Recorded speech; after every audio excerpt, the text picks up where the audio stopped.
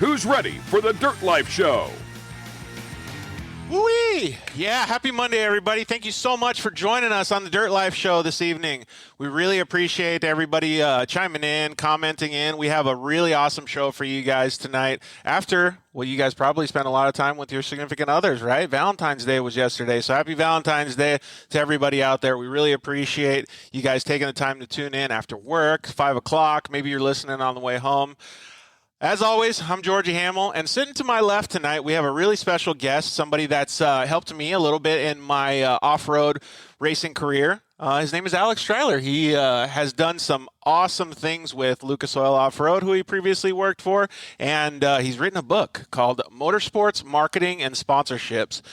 For everybody that's not looking on the video feed, you can go and pick up his book on Amazon. We're showing it on the video feed. We're going to talk about it a lot tonight. So we really, really appreciate Alex coming in, and he's going to talk to us a lot about sponsorship. So how's it going, Alex? It's going great. Thanks for the invite, George. I appreciate it. Yeah, absolutely. So you and I have been communicating a little bit, and it's really awesome for me to be able to understand that, especially with all the comments we get on the show, talking about COVID and talking about all this stuff, we're going to get into all kinds of cool marketing and sponsorship stuff tonight with you. Good. So I can't wait to be able to feed all of our audience some information that they may not know. There's a lot I don't know either, so I want to learn too. I learn every time I listen to your show. So, well, thanks for listening, dude. I appreciate it. So yeah, please. Ken Johnson just commented in. So hey, Ken, we really appreciate you chiming in as well. Ken, you had a lot to do with the Lucas Oil stuff as well. In fact, I met quite a few people at from the Lucas organization that have been lifelong friends now, man. So it's pretty cool to be able to take racing and go into like the next step, like hosting a podcast. Nice. Yeah, I saw Ken at King of Hammers, and we were hanging out for a while. Nice. He's looking good. He's always busy as all hell. Right on. Well, Ken's good people too. Lena, hi from Gordon's. Oh, she's looking from Gordon's well. That's awesome that you're getting that good of service out there, Lena. Well, before we get in the conversation, Alex, since we're talking about motorsports marketing and sponsorships, I'm going to pay a little homage to our sponsors of the show. So I want to definitely thank all of the guys at KMC Wheels, Wheel Pros, the guys at EFX Tires. Ryan and Ryan over there do an amazing job supporting this show. They have helped us acquire more sponsorships just because of their relationships with other companies, something that we'll probably talk about tonight. So thank you guys very much for supporting the show. You can always purchase the KMC wheels at any off-road store. You know, 4 Wheel Parts has those bad boys, but they make some awesome products. We have I don't know, it's probably about a year or so old, KMC Grenade over here, so they have some updated products. They have some forged wheels, all kinds of stuff for racing endeavors, and man, it's just, their products and stuff are so awesome.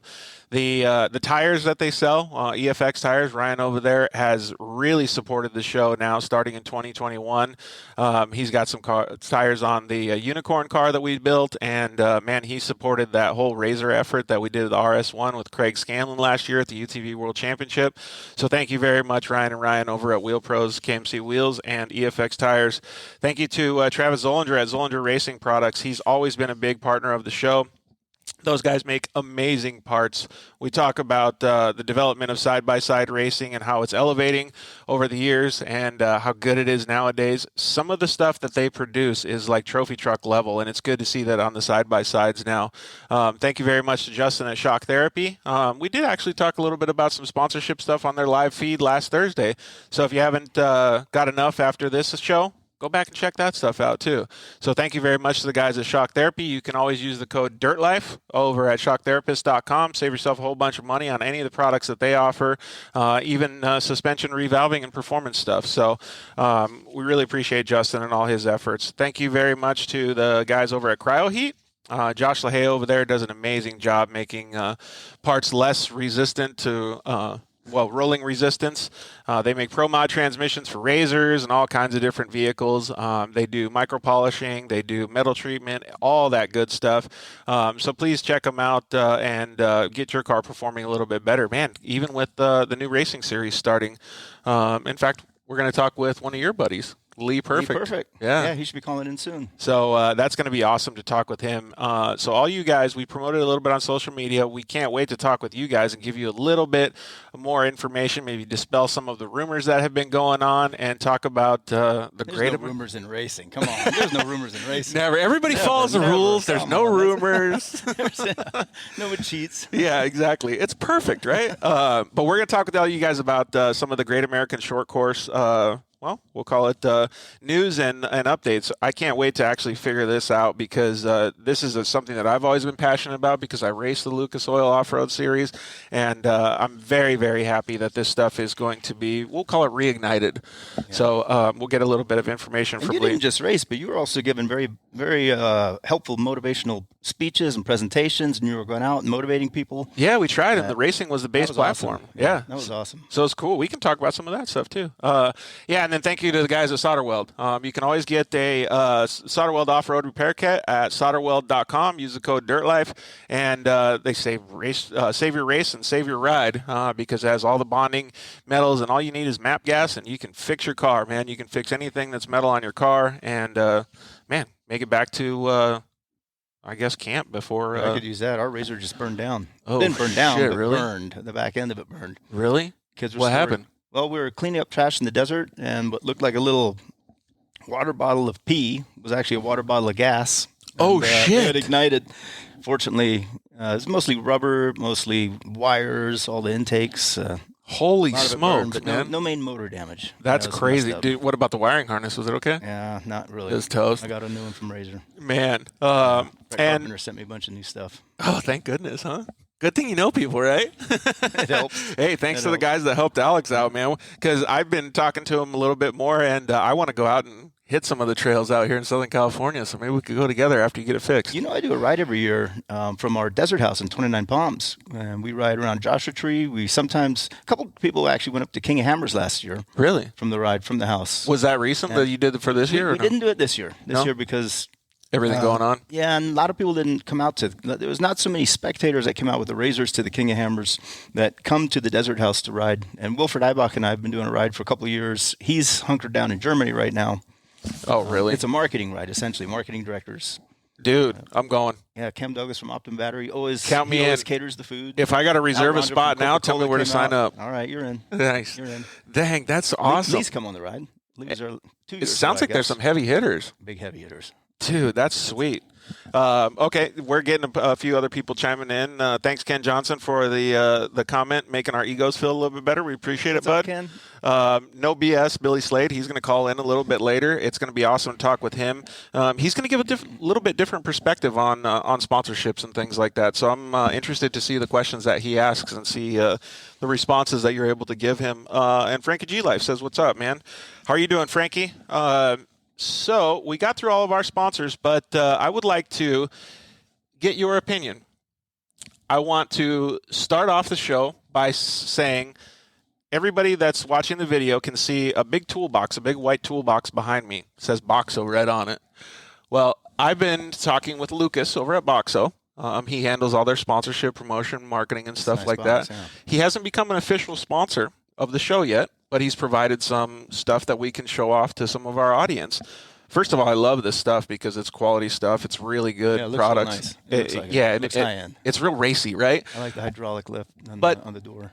Maybe you could give me a little bit of feedback and say, what's the next step that I could start out with to maybe secure a relationship like that? Who does he sell to? He sells to all kinds of different moto and off-road enthusiasts. I know they do direct sales, and they also have a dealership network as well. That's what I was going to ask. Who does he distribute through? So dealers? I don't know who their distribution partner is. Warehouse, parts. I should ask him that, actually. Okay. Because that'll determine sort of how you set up, because what you're going to do is you're going to drive traffic to his retailers or his online if he does direct. Everybody goes direct nowadays. Right.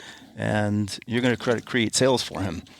You know, there's two ways to actually generate two ways to help a sponsor. You can either generate sales or you increase their branding. If you think about it mathematically, revenue, all companies are in business to increase revenue. It's revenue sales. Yep. Revenue is quantity sold times price. Yep. And when you sell more products, you're selling quantity sold. So you increase quantity sold through distributors, Yep. you can help them increase revenue. But let's pretend that you can't increase quantity sold. You can always increase prices, and then revenue will go up. Revenue is quantity sold times price. If quantity sold are the same, but prices go up, revenue still goes up. So maybe you can't help him sell more, but you can help him brand and help him increase the brand equity value. And then his value goes up. Therein lies, Ford right now. Ford, when Jim Farley took over Ford October 1st, I think the stock was like 30% lower than it is today. The company was maybe $35 billion in value. Today it's $45 billion in value. They didn't sell an additional 10 billion cars. Right. He increased the brand equity of Ford by $10 billion. That makes total sense. So if you can't sell more products because the distribution's not there yet, you can still increase the brand value. That's how you can help them. That makes a lot of sense in two different ways for me, because first of all, I need to understand where I can help Boxo as a company.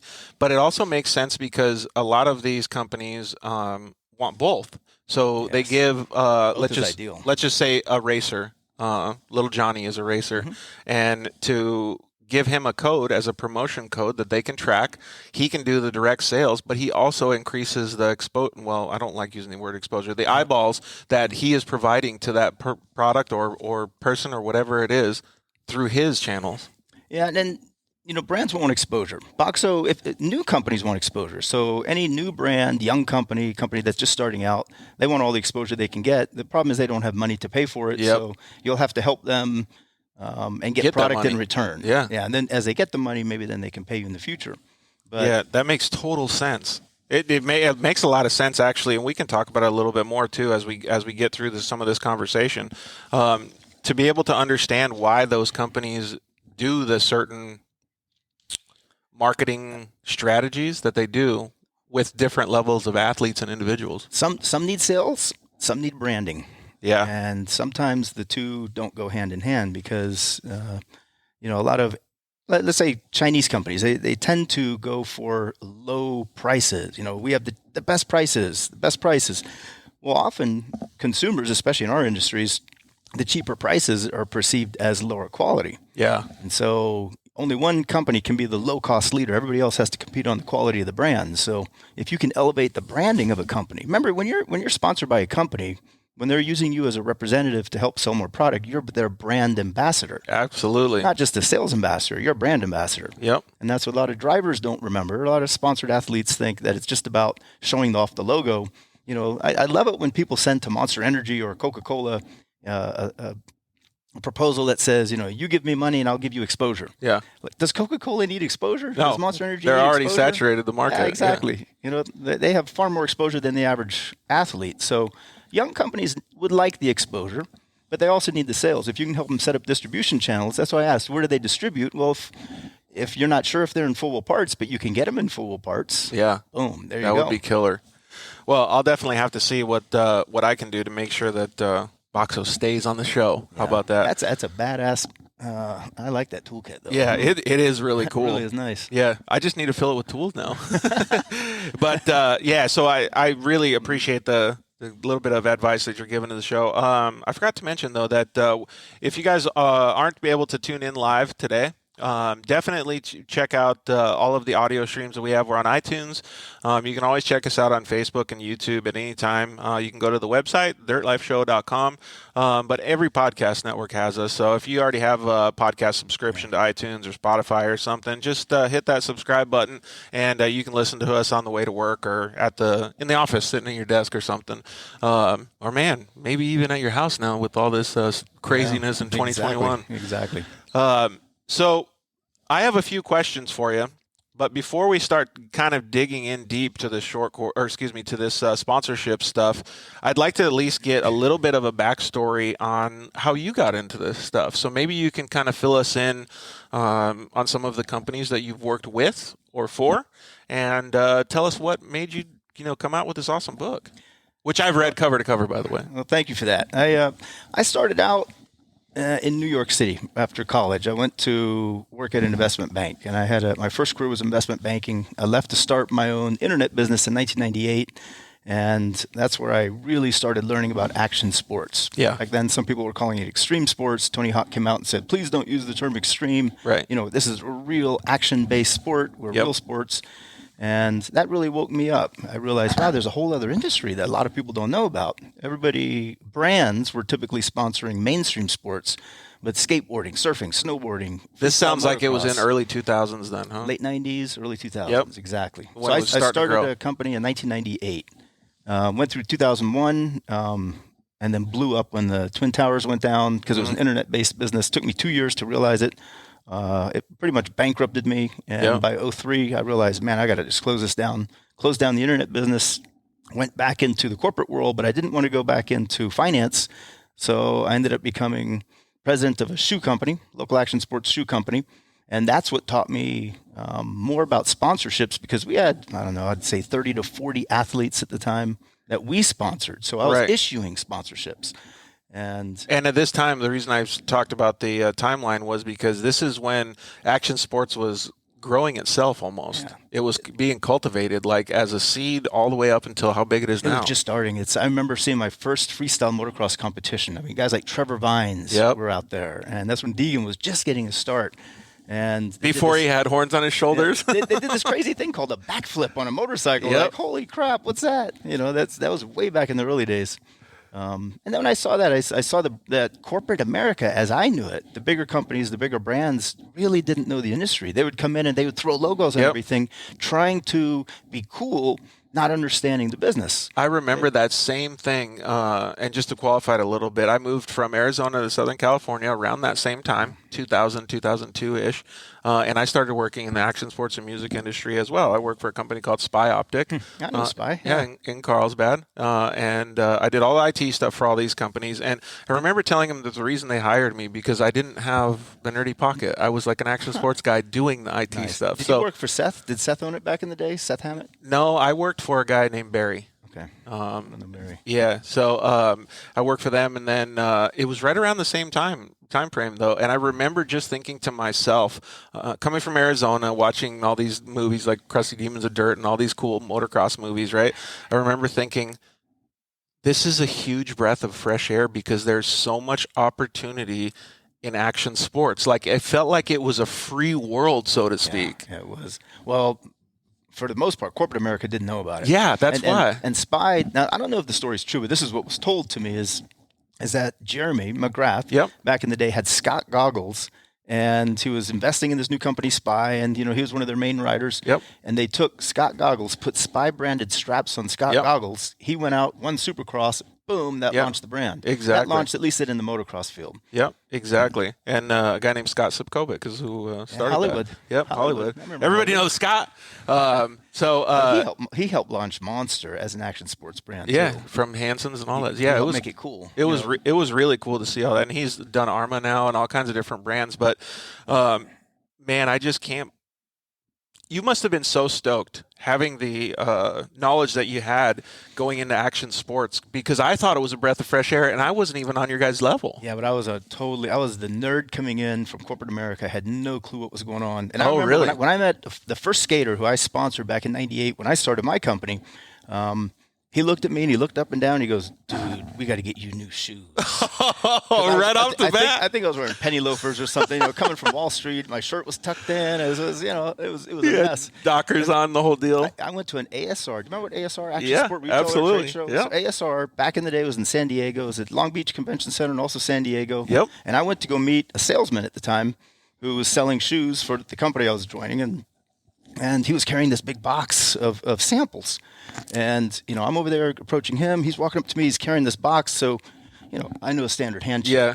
Well, he couldn't shake my hand, so he wants to do this, the pinky hook brotherhood. Yeah. He's coming at me like this. I was like, I wiggle his pinky, I didn't know what he was trying to do. It was like, I was so out of... Introduction to action sports? So lost. I was so lost. Yeah, it was bad. That's pretty awesome, though. And I didn't have the same trial by fire, but I had a similar approach to me when I was coming in, because when you're going in to fill an IT position, similar to the differences that you had, they automatically qualify you as the dork, the geek, the computer guy, right? Like, so that's what I was. And then I walked in there, and when I left, they called me when I was driving home and said, "Hey, can you come back? Can you turn around? Because I want you to introduce you to the boss."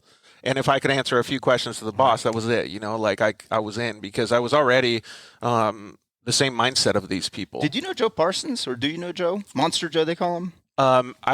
He was Monster's IT guy that started going to the races, and they gave him loads of cash, and he would go to action sports events with pockets of dollar bills, $100 bills, and trade athletes. Hey, you know what? I'll give you $5,000, $6,000, $7,000, whatever, if you give me that hat and shirt you're wearing and put on Monster instead. And so right before an event, he would pay Monster athletes to put on the Monster logo, and they would, and that's Hollywood, I think he worked with. Yeah. That helped launch the Monster brand. No and he shit. was the computer guy.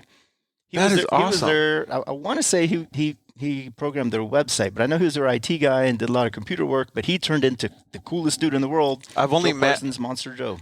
he doesn't appear. I'll probably remember me, but I've only seen him once. So, and that was through like Hollywood and the Spy thing. So, and it was quite a long time. Then he went and launched Monster Europe. So he's off doing big things. Gosh, that's so cool to hear that Started with story. computers because he knows business. You know what it is? If you want to work with sponsors, you have to understand their business. Because sponsors aren't out for exposure and logos and stickers everywhere. What they're out for is sales and distribution and branding and equity value. And at that time, they were building the brand. So don't just take money and go give it to all these people. Don't do that just yet. But what Alex is trying to say, I think, is very, very valuable. Is you need to know what is their goal. Exactly. What So- increases the value for the sponsor or the brand? That's Yeah. the important part. 100%. Man, that's cool. Like it's a trip down memory lane almost. Well, what was the next step for you then? Because we got 3 minutes before we get to talk with Lee. Well, after I left the shoe industry, action sports, I went over and worked for Core. A friend of mine who I went to college with called me up and says, "You're not going to believe this." Can you mention the shoe brand that you it was worked for? Osiris. Osiris shoes. So everybody else, do you remember Osiris, the big, nice, Osiris. puffy shoes with the circles on the side? They were called Yosiris back in the day at one point. I remember I had some of those bad boys. I think we still have some at home. Whoa. I You don't still know. got them It's in more the box? collector's item. Yeah, more They're collectors at this all point. crispy like the Jordans that everybody keeps? The Osiris D3 was one of the most successful selling skate shoes of all Absolutely. time back Yep. in the day. I think Dave Mayhew It was something. It was awesome. Like I couldn't get enough of them back in the day. So that was So I went over into racing. A friend of mine calls up from college, a guy I had known for a long time. He's like, "You're not going to believe this," and he's a total finance guy. Had never went off road, never rode. I've been riding my whole life because I'm 55 now. I think I rode my first motorcycle when I was 4 and have never been without one. So he knew that I was into motorcycles. And he said, I got this job with this guy named Jim Baldwin who just bought this race series from Wisconsin, and he's bringing it to California. He laid off the entire staff, hired me to fill it. He says, my friend says, can you come and check it out? We're in Newport Beach. I went to Newport Beach, and there was this big office complex with all these rooms, and they were all empty except one, and that was my friend. His name was Piero. And Piero said, my job is to fill all of these offices with executives in the next 30 days, and I need someone to do this, this, this, this, and this. And I was like, yeah, no, I don't think so. Because I didn't want to work for him. I didn't think it was the real deal. Plus, that sounds like destined for failure. Yeah, it did. And then he says, well, I'll tell you what. Let me introduce you to the owner. I'm like, okay, that's, can't hurt. So a couple of weeks later, I'm driven in a van to the Long Beach airport. We're flown by helicopter into a yacht in the middle of like the bay between SoCal and Catalina Island. The yacht is so big, it can't dock at Catalina. But so the helicopter landed on the dock of the yacht. Holy smokes. Exactly. And we get out, and then my friend Piero goes, I want to introduce you to Jim Baldwin, who owns Core, owns the yacht, he was represented as a billionaire at the time. I didn't know. I had no idea who the guy was. You probably didn't know that you were going to do that in the morning when you woke up. No clue. Holy no clue. I just took the day off of work. I was like, I'll go hang out with my friend Piero, get to fly on a helicopter, go to Catalina. It was cool. I didn't know that. It was all a surprise, actually. And then Jim Baldwin said, yeah, I'm going to invest several $1 million, bring racing to California, blah, blah, blah. I was sold. I was like, hell yeah, let's do it. That's crazy. So then I worked for Core for a few years. What I didn't know at the time, which nobody knew, is that he was financed by Lehman Brothers. Oh. Well, and Lehman Brothers created a lot of the mortgage bonds, as did Bear Stearns. That's where I worked. Yeah. Oh, I turned the ringer off. That's okay. That's funny. I turned the ringer off. We're going going to turn the whole thing off. That's okay. Man, that's crazy. So, well, let's put pause on your story, because I definitely want to gather this back up a little bit and talk a little bit about the intensity behind that, because it seems like that was the catalyst to everything that started, right? Your whole motorsports career. It really did. Speaking of other things that are starting, we have Lee Perfect on the phone, starting the new Great American Shortcourse series. Lee, are you there? Hey, Lee. I am here. How you doing, bud? Doing good. How's it going there? It's going pretty good, and we're actually really a lot more excited now that since we were at the Ultra 4 King of the Hammers and we heard the news that potentially there's going to be some more short course racing out here on the West Coast with the Great American Shortcourse Series. Yeah, absolutely. So, it was a surprise call in November when it got shut down out of the blue. Nobody knew, and after the schedule was out, and that's, the decision they made, and my phone started ringing that night, and just kind of positioned myself to be first in line, and let's pick up the pieces and keep this thing going. Man, that must have been a roller coaster, right, though? Because you hear everything that's going on, and then all of a sudden you're like, I don't want to say scrambling, but you're at least trying to move forward and see what kind of stuff you can pull off to make this racing happen for all of the guys that are displaced, mod car kids, pro light drivers, obviously UTV guys. That's a lot of weight to have on your shoulders if you're trying to get back into it, right? Yeah, absolutely. There's definitely been some hurdles these last couple of months. Trying to acquire a lot of this equipment from Lucas that was being used, and we don't have to start over, and that's going well and almost done, and starting to talk to tracks and sponsors, and the floodgates are open here, and just got to pull it all together. We got a lot of work to do, but we're off to a good start and running for sure. Hey, Lee, what else do you need in case someone is listening who can help out? Basically, we're going to get a few ducks in a row here, but I want to call the industry, put everybody on call and say, we need everybody's help, whether it's a sponsor or a low-level thing, or come in and help us out somehow, tow trucks, all the way from the bottom to the top, to come out and buy a ticket, or get your race cars out here and enter and come and bring the neighbors. We just need to get this thing going back on a upward cycle and make it positive and good and fun again. Yeah, I agree with that 110%. Yeah, totally. I think you're speaking to a lot of the people that are actually available to do that. The off-road community and even the side-by-side community, as we know, is massively considerate and really, really up on helping and making things happen for their community. So I think there's going to be a lot of people that reach out. Maybe if you guys have a chance, slide into the Dirt Life DMs if you guys have any ideas on how you can help out the Great American Shortcourse Series. And even if you can't help, maybe you don't have a tractor, maybe you don't have a bunch of friends, but you want to come out to the series and you want to just come to the races and things like that, let us know, because we're going to be out there and we're going to be supporting Lee and his whole effort, because we want this to be a huge success. I still remember the first time I met Lee at the Lucas Regionals. That's where you started with the Lucas series. I was regionals. You started racing regionals. Yep, and with the Rockstar Energy UTV Wolfpack. And I remember thinking to myself, coming from motocross, where everybody is so secretive. Jeremy. Yeah, coming from where everybody's so secretive in motocross, thinking, oh my gosh, man, this off-road community, everybody is here to help. Like, this is insanely cool. And what Lee's not saying, but this is really important to know, is that the Lucas Oil Regional Series was always profitable. Lucas Oil did funny accounting where they moved the money over to the big series, but Lee always ran a profitable series. Mm-hmm. So even with very little sponsorship that he got to keep, he would raise money, and then the big series would take it and buy TV.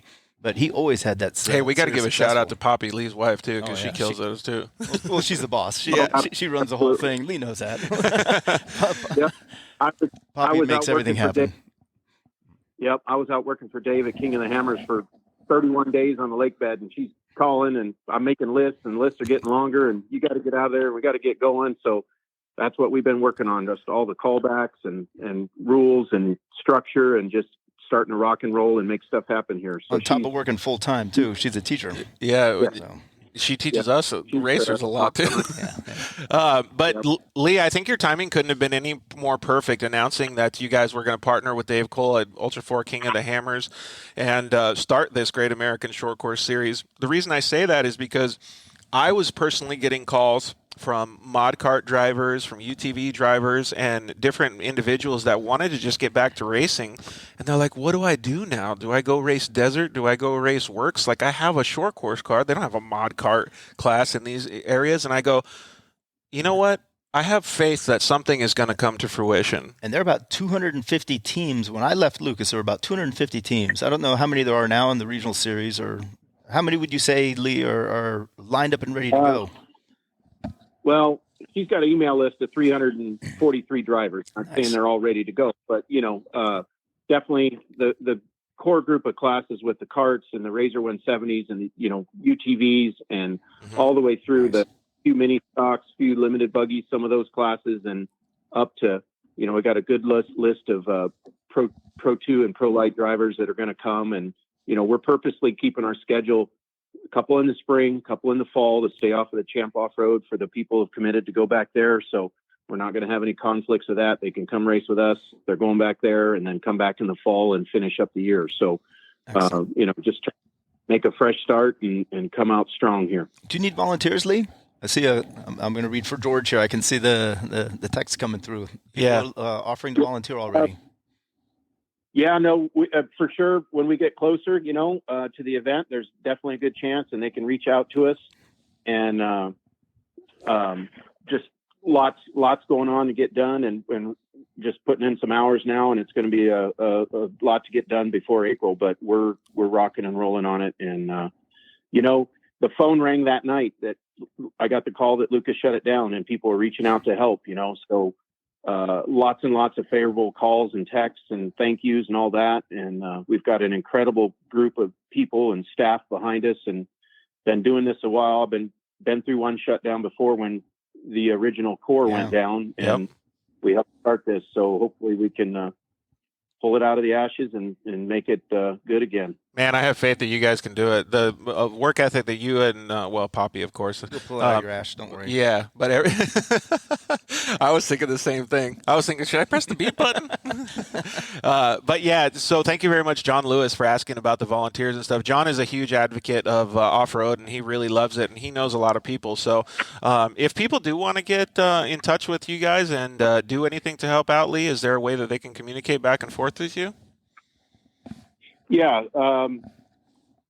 Anytime, call my number. It's the same number I've had for 12 years, call or text. And I don't mind giving that out, 951-233-2088. Can hit us up through the social media, and working on getting our website. Oh, we got the starter page right now, but we're going to build that all up and get that going. And just, love to have some help and get everything dialed in. One thing that I can suggest, thank you very much, Lee, for being open and so supportive of the off-road community, especially giving out your phone number. One thing I can suggest to any of our audience or any of the people that are listening is that when you go to see if you can, and this applies directly towards sponsorship, when you go to see if you can help an organization like the Great American Shortcourse, have a solution, have a suggestion, and make sure that you're asking questions on how to put your best foot forward so that you can go to the track and help Lee to make it so that you can go to the track. Don't ask him questions about the rules right now. They're not that far along. Don't ask him questions that are just things about your car or anything like that, because that doesn't help. That just bothers the things that he's doing. So please be very aware of his time and try to offer solutions and suggestions, because it's going to help us get out to the track as soon as we can and all see each other and start racing against each other. It's going to be a really, really fun time, and I can't wait to see everybody back at the races. I'll throw the first question out. If there was the opportunity to build a bigger dirt track at Speed Vegas, that's that road course where you can drive fancy cars right off as you're entering Las Vegas off. That's an amazing facility. There's a little razor track out back that a lot of people don't know about. But really? If that could be enlarged, I'm asking the spectators or fans. I'm not asking Lee. Is that an event or venue you would go to? I think everybody would go there. I would go there for sure. I think that would be super cool. They have a badass facility, and they might have the land. That would be neat if we could execute something like that. I did a sponsorship summit there last year, and I was scoping it out going, man, this would be a great place to race. Yeah, get everybody back and going up there. I know that there's other places that the series can go as well. Do you guys have any updates that you want to be able to share with our audience, Lee? Yeah, for sure. And I'll go back and touch on the rule stuff real quick. If if people are building a car or they've got questions that's holding them up, they can reach out to me, and we'll get those questions answered. We're not going to deviate a whole lot from the current set of rules, the kart specs, the Pro 2 Pro Light, the 410s, the big motors with restrictor plates. We just want to get people back racing and come with the stuff they've got. And obviously we're always going to be checking safety, but there's not going to be any major waves. And then we'll work on getting some feedback from the racers during the year and start, getting some feedback and direction on where we go. We also want to stay aligned with the series back east and make sure there's, the same vehicles can go race there that can race out here, and they're, kind of using a version of the Lucas rule book as well. So it's not a big variation there, but yeah, for sure that, just want to get people back out racing and go. So as far as the schedule and stuff also, April and May, going to Victorville and Glen Helen, going to Reno in October, and back to Victorville in November. So we don't have all our contracts completely signed and done, so we don't want to officially announce it, but that's the tentative dates. And starting off in Victorville, April 10th and 11th. So get your tell them stuff about ready. that track, Lee. Lee built a track in Victorville, which is badass. Tell them real quick. Yeah, he's just mentioning the name, but why don't you go ahead and tell them about what you built there? Yeah, it's when Lake Elsinore went away, unfortunately, we looked around. We almost went to Primm. Where can we go? Where can we do a little track to keep the regional stuff close and local? So I ended up to the fairgrounds, and it's a older California State Fairgrounds, but it's got a neat covered grandstand. There's trees. There's permanent bathrooms, and grass. Like there's a handful of the pits that you get to park in grass, and the racers that have been there love it. It's almost like an RV park interrupted by a race. You know what I mean? So and the fairground loves it too. Fairground loves it too. Yeah, because they can make some money. They really love the races there. Yeah. So we carved out a nice little track, used the dirt and a bunch of K-rail that was there, and it really races really good for the karts and a bunch of the classes. We've had some incredible wheel-to-wheel and good racing on it, and so we're going to start off there. I already got the taco guys scheduled. We've done a taco. Yep, at a taco night. We've music, and everybody just hangs out, and that's kind of the feel we want to keep going into the series, and keep it fun and laid back, and everybody hang out and have a drink and have a couple tacos and see how Saturday's racing went, and then carry on Sunday. So it's close. It's right off the freeway. It's not too far away, so just really hearing Lee talk well. is making me all anxious to get back out to the track. He's the guy to do it. Hey, Lee, so we had a comment come in from Elias Hanna. He said, let's go racing down in Estero Beach. The track is ready for you guys. That's pretty neat that he's already offering it up, dude. Yep, for sure. I mean, the grandstands are still there. The track's there. The tacos are there. The tacos are there, I'll be going down there a couple Baja races myself this year, but with some friends. But, it has some challenges with the people crossing the border and all that. And the Ampudias have done a wonderful job helping streamline that process and work on it. We're kind of coming out with a conservative schedule this first year, a little bit more local, just to try to pick up. COVID leaves it uncertain. There's a problem. Well, and plus, everything's going to open. So. All three of us on this conversation know that when you start out from the beginning again, you have to really keep an eye on expenditures and all these different things to make sure that the business and sponsorships grow. Mm-hmm. Right. So we've got some great opportunities. We tried to pull off a Utah this year. Our title sponsors Optima, and already got that locked in for the series. So we can piggyback off some of their road course ultimate streetcar challenge things they do. So we're going to try to align hopefully with that next year. And it also has a lot of opportunities because it's the one track that we could do all that stuff. The streetcar challenge, the drifting, the Hoonigans, all that on the pavement. We can do short course, and Dave from Ultra 4 can actually run his event right into the track. We could literally run Pro Lights or Pro 2s, and the next class up is Ultra 4s, and they race out in the rocks and go around and come back into the short course. Dude. So nice. Got a lot of opportunity, and that's something we're going to try to definitely work on for year 2. And everybody loves traveling up there because it's such an awesome facility with all the permanent garages and bathrooms and go-kart track and all that. So that sounds so cool. We had a couple other comments come in, Lee, that one guy, Billy Slade, commented in and said, count me in for some Vegas racing. So I don't know if the Vegas thing is solid or anything yet, but it would be pretty cool. And Royce actually asked if there's any chance that they're going to have any races in Utah, but I think that may be a question that you'll guys answer a little later. Mm-hmm. Poppy gave the email addresses. Yeah, and your wife Poppy also commented in and gave out some email addresses. The two email addresses that if you guys do have any questions, Lee obviously gave communication elsewhere, but if you guys do want to email them, you can do Lee at gas, G-A-S, G-A, shortcourse.com. So gas, let me see here. G-A-S, greatamericanshortcourse.com. So G-A-S, HORTCOURSE.com, and then also Poppy, POPPY at GAShortcourse.com. So thank you very much, Poppy, for doing all that stuff. We really appreciate it. Our audience is definitely, chomping at the bit to get out to the races, just like we are. Oh man, we're going still crazy. Yep. And something else I want to hit on is a couple things. Talked to Dave at Hammer King, Dave Cole. His live stream package is going to be just off the charts. If anybody watched anything from King of the Hammers, that was insane. He did a phenomenal job. Yeah, that same production and everything is going to come to our short course, so it's going to be really, really awesome. And it's going to that was initially how we started. Was, hey, can you come do live streaming? And the more we started talking, it's like, well, why don't we just join our part and your part and make it all better? So that's how it all started. So that drone footage was unreal. 10 drones, 2 helicopters. I mean, guys on the ground, obviously. Yeah, so there was a lot of guys, a lot of drone pilots out there. But one of my buddies named Jakey Betta, he actually was one of the guys that got me into short course racing. But he's a professional drone pilot now, so he was getting some of those angles and stuff. And when out at it'd be a lot easier if he was doing the short course stuff, because he was climbing rocks like a freaking billy goat, man, trying to get those shots.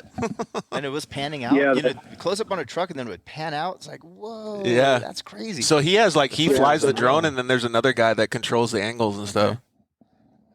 Yeah, it's amazing for what they pull off.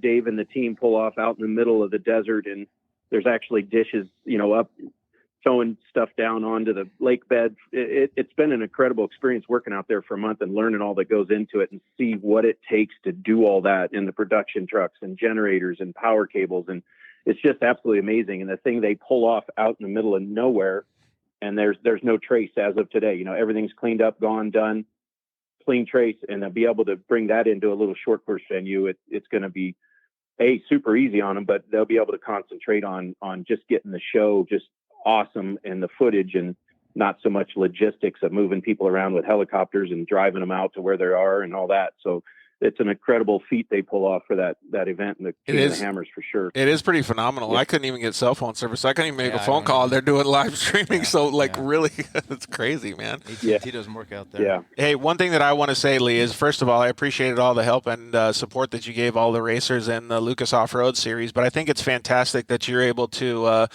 take the bull by the horns and start this new short course series. I think everybody's going to really have a good understanding of what they can expect pretty soon here in the future. Yep, absolutely. We're going to try to, make things fun, lighten it up a little bit, bring that regional feel up, and get the tracks prepped right. We got same staff, whole bunch of people wanting to help. So the safety crew, all that stuff's going to be top notch like it's been. So you're safe, you're good. The track prep, just hit the basics and have some fun and get everybody back racing, and then just start growing right from there. So Lee, one of the comments that we had come in was, and I want to do this as a two-part question, but any Youth 1000 class racing, but I would like to ask it as a two-part question. Like I said, is there going to be any changes to the way that the series runs?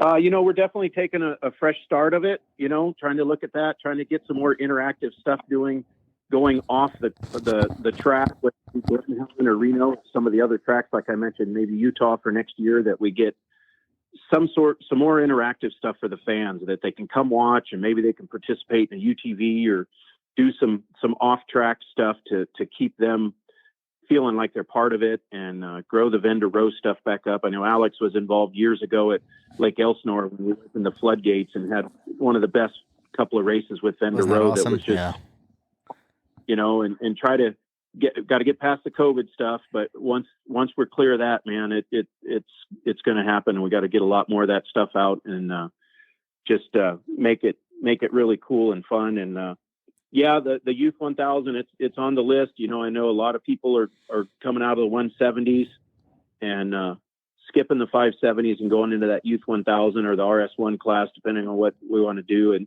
definitely looking at it. Definitely, I kind of set back for once. We've helped start some of those classes or write some of the rules on some of those classes, and figured we'd sit back last year and let it kind of sort out. There's kind of two different formulas with Best in the Desert and Works and some of that, but hopefully it's settled down.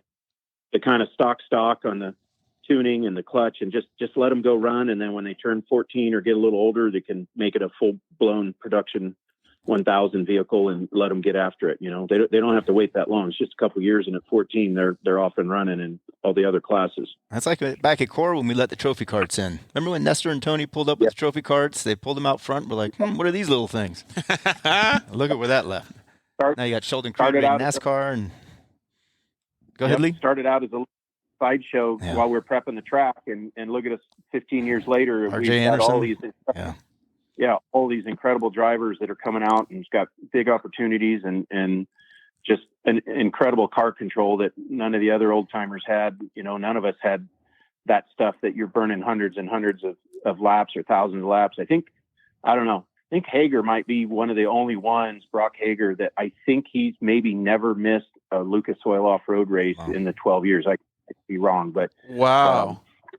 All those kids coming out of those classes that just hundreds and hundreds or thousands of laps and all that stuff, and it just gives them incredible car control. And then whatever they get into after that, they're just killing it out there. Yeah, it's phenomenal. And I've sat in the stands when people are looking at Brock Hager driving, they go, man, that kid can wheel. And that's because of the feeder series. Because of that. My son Cole, he raced trophy carts back in the day, and he wanted to do it full time, and I'm like, no. He goes, because we can't afford to have a racer in the family. Yep. It's very expensive to race. And he says, well, Dad, if I raise the money, whatever I raise, can you pay equal? I said, yeah, sure. You raise a couple $100, whatever you raise from sponsors, I'll double it. So he's writing all these letters, and he's calling all friends and all of our family members. And one day he comes home, he goes, Dad, I got a sponsor. So I'm reaching back to get my wallet. I'm like, all right, how much? He says, I got $5,000. What? Swear to God, he raised $5,000 by bugging one of my wife's friends' husband, who ran an insurance company, Arrowhead Insurance at the time. That's he kept awesome. saying, will you sponsor me? Will you sponsor me? The guy's like, yeah, you know what? You're kind of cute kid. I'll sponsor you. So then all of a sudden I had to come up with $5,000. I call up Mike DeFord at Bully Dog, who worked at Bully Dog at the time. Shout out to Mike. He's with Titan Fuel Tanks now in Idaho. And when I call up Mike, I'm like, Mike, man, I need help. You got to sponsor my son. So he did. And then so my son raced for 1 year the Arrowhead Bully Dog trophy cart. That's awesome. Well, that's crazy. If he wanted to race the trophy cart again, he could. We actually had a couple other comments come in that said, make it a festival out of it. And Lee, I think, is already on that, man. He said that he wants to make it so that everybody can have tacos and hang out after the races and stuff. I think it's going to be pretty cool. And David said 75 freaking carts, man. So it sounds like there's a lot of mod carts that are going to be just chomping at the bit to get back in the series. Yeah, that's crazy. Yeah, for sure. The Razor 170s, we start them at 6. So, we got a place for anybody to race from 6 up to grandpa or whatever, 60 years old. And the carts, there's 3 different classes, as you guys know, and they're always solid.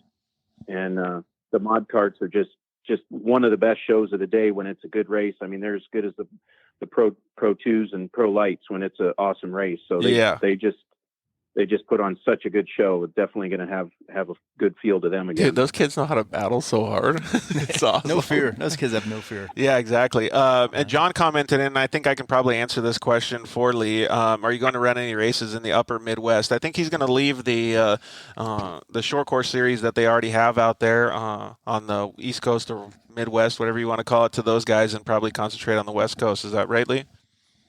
Yeah, for sure. Like I said, we're going to not step on dates and already had some initial contact and definitely going to have more contact with them and try to make sure it works best for racers if they want to do one or the other or both. And, who knows? Maybe, everybody always wants to do a meet in the middle in Missouri thing. So maybe something like that can come up one of these years and get on that track again at Wheatland at the Lucas Oil Speedway. So kind of like they do the motocross or the supercross East-West shootout kind of thing. That'd be kind of cool. Yeah. It would be. Well, like I said, Lee, thank you very much for putting in all the hard work. We know you are dreaming about this new short course series when you go to sleep, just like all of us racers are. So I appreciate it. Nobody dude. works harder than Lee. Lee and Poppy combined. I've seen it firsthand. Nobody works harder. Yep, it was awesome. That day we did the announcement at King of the Hammers when I got to see some mod carts and the Pro 2s and the Pro Lights. We did a little tiny demo when we did the announcement, and I was like, man, it's been months. It feels good to see those trucks coming up and just roosting and throwing rocks. So just another, I guess, a little under 2 months here, we'll have it again. So it'll be good. If you don't mind, before we sign off, maybe just go over those rough dates again and tell everybody how they can contact you if they have questions. Yep. So my contact's Lee at gashortcourse.com or Poppy at gashortcourse.com. And starting off in Victorville, April 10th and 11th. This is all still tentative, but I think we're pretty locked in. Going to Glen Helen, May 22nd, 23rd. Taking the summer off and letting people go back east if they're going to do some of that, or who knows. There's some other opportunities. Maybe we'll throw something in the summer, but right now, looking at these 4 dates, and October 9th and 10th at Reno, that's going to be cool because what's going on there is the following weekend is the Ultra 4 Nationals final. So we're going to race short course on the 9th and 10th in Reno, and the very next weekend, the Ultra 4 cars are up there. So Dave and his whole crew will be up there so we can get the track right for both series, and production will all be there for 1 week. So you can, if somebody's local up there, if you want to spend the week and hang out, got big events on both weekends, and then we'll come back off and finish November 13th, 14th at Glen Helen. And I know that's a little close to the start of the 1,000. It's supposed to be a peninsula run this year, but that's what we got for dates, just coming out a little late, and we're going to start working on next year as well and start getting things dialed in early. Thanks, man. We really appreciate it. Like I said, I mean, I can't reiterate this enough. We're all looking forward to getting back to racing some short course, dude. So we'll see you at the races soon, bud. You got anything else for him, Alex, before he signs off? Thanks for calling in, Lee. Appreciate it, bud. Yep. No, awesome. Thanks, you guys. Good talking to you. And Alex, we'll be talking more soon. We're going to get out there and shake the trees and bushes and get some more help. And we're going to find some brands to support this thing. Absolutely. Yep. Absolutely. Thanks, guys. Thanks, dude. See you later. All right. Take care, Lee. Bye, Poppy. Yep. Bye, Poppy. Bye. Man, that's really cool to hear. Like we were talking about breath of fresh air for the action sports thing. That's a breath of fresh air for all the racing. It's back, yeah. It's back. It's on. Dude, I'm stoked. So, dude, thank you, Lee, for working your ass off and obviously finding the great partners like Dave Cole at Ultra 4. And if there's anybody else that we're forgetting, thank you guys very much for helping this thing come to fruition. The cool thing is nowadays you don't even need television, really, with the live streaming and the footage and the drones. What, you mean like the stuff we're doing right now for all these people? Yeah, exactly. You don't have to tape delay it and air it on CBS Sports anymore. Yep. You can just air it live and reach a hell of a lot more people. And that's what Lee's going to do. Just like Dave does it with King of Hammers. It's really cool. So I can't wait to see that stuff happen. Well, we have about 15 or 20 minutes before Ryan B calls in.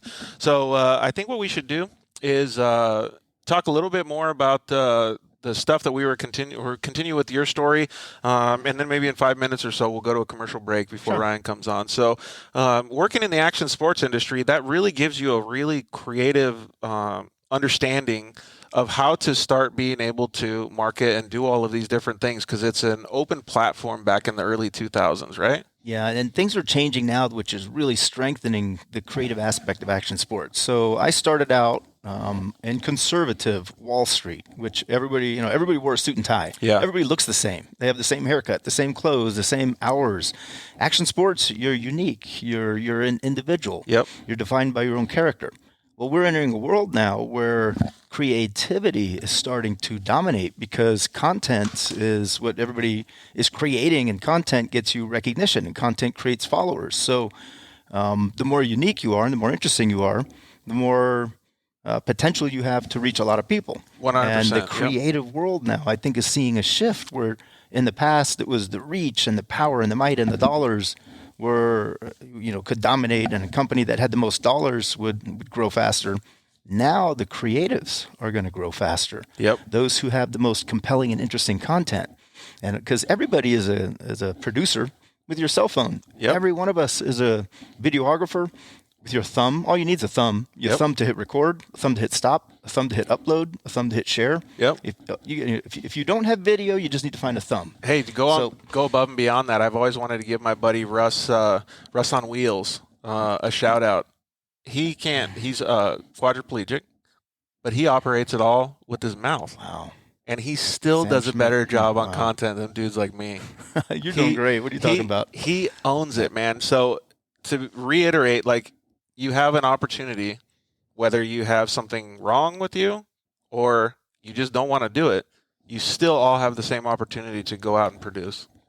Nowadays, there's no excuse not to. Yeah. Because consumers are not only the new marketers and the content creators, they're also the new salespeople, because they're the ones representing and selling brands. So all it takes is the action. If you're sitting there watching Netflix, Hulu, Showtime, you're already behind those who are out there creating content. It's all about content. I think you just nowadays. answered one of the rapid fire questions at the end. But that's perfect, man. Netflix versus YouTube. Yeah, I couldn't agree YouTube more, for though. Sure. That's phenomenal that you think that way. And so,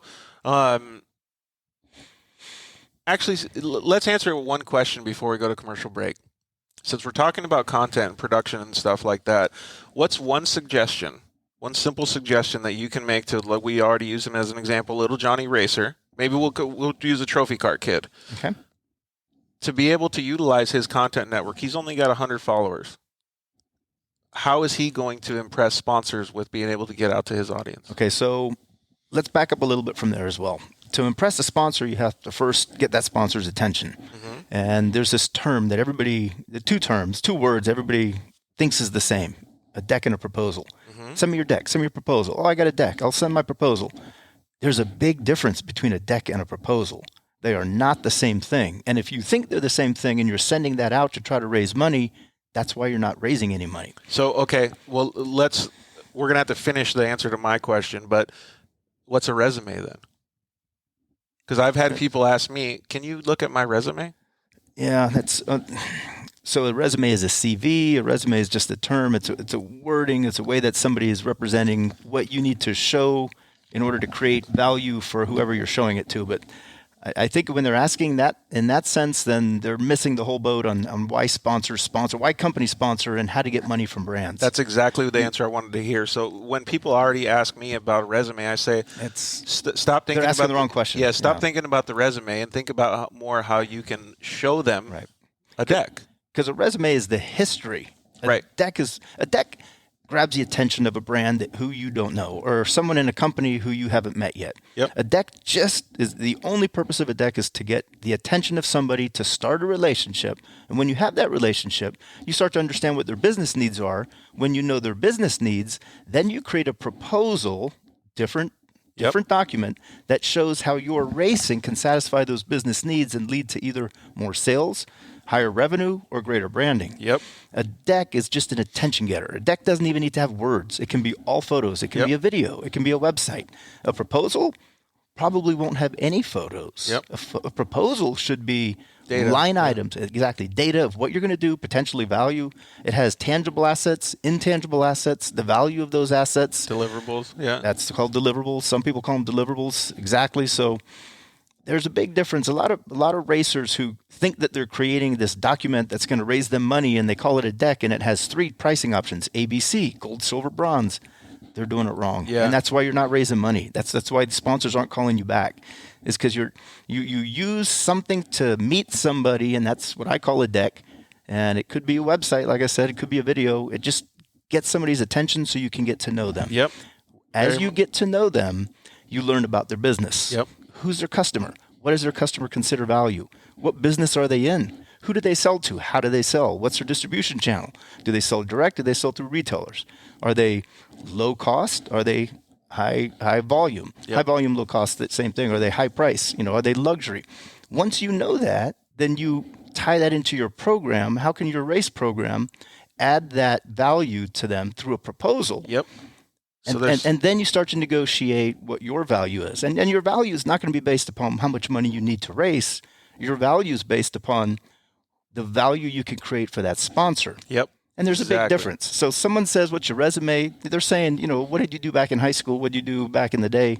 They're looking backwards. They're not looking forward to what you can do. Exactly. It's the wrong question. So, and times have changed a lot, too. So I really want to get more detail and info out of that. But let's go to a commercial break for a little bit. We'll take a 5-minute break.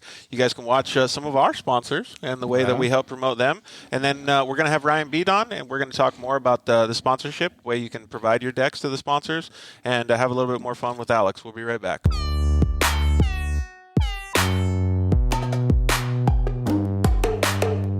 Hello, I'm Justin, the founder of Shock Therapy.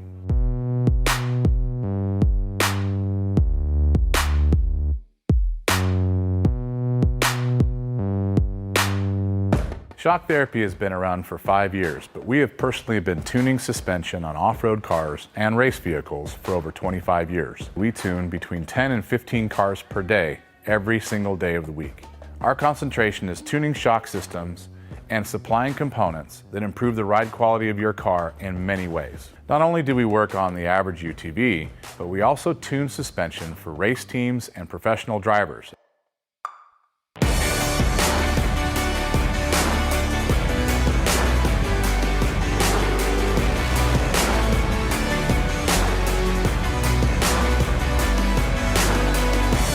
We currently tune for over 87 race teams in Best in Desert and Score. Our clients and race teams rely on our suspension components to allow them to win races and keep them safe. Suspension is a moving target. We are always trying to hit that target with every customer that we work with. Each customer's needs can be different, and we tune our kits accordingly. Our research and development never stops. We improve our components every single day. As the industry evolves and improves, so do our parts and kits. As of right now, we have over 100 products for UTVs. So when you bring your car to us, you have the satisfaction of knowing that you have the most experience, the highest quality products, and the fact that your car is being tuned specifically to you.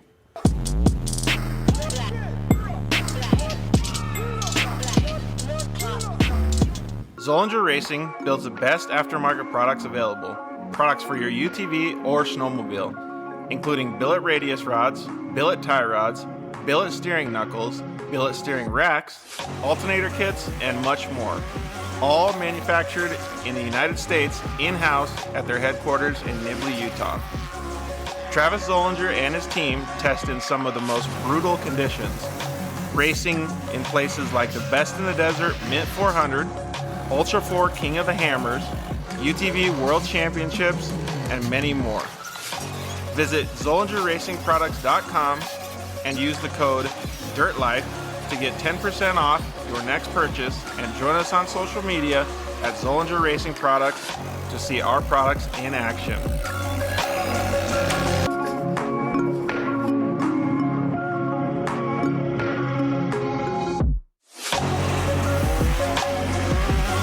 Zollinger Racing, the best products, period.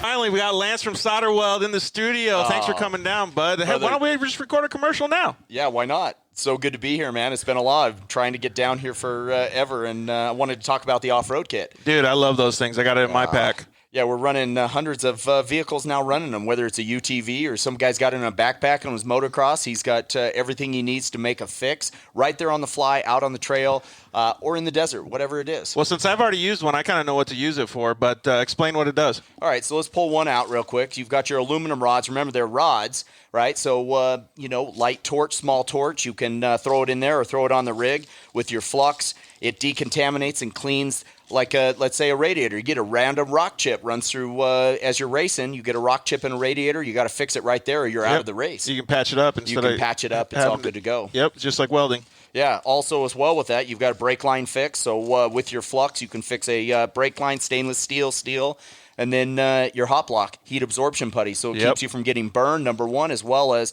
keeps the heat from traveling. So it's really, really nice. I've used this not even to fix anything. So that stuff works so good, man. Listen, it's easy. It straps in nicely so that you have everything you need in one little place, and you don't have to carry a big bag in it's the like a first truck. aid kit for your vehicle. Yeah, Chase trucks have it as well, so that if they need to make a fix on the fly, they can get it done and get it done quick and get you back in the race. Dude, those things are so cool. All right, so it's at Solderweld on Instagram, Facebook, and solderweld.com.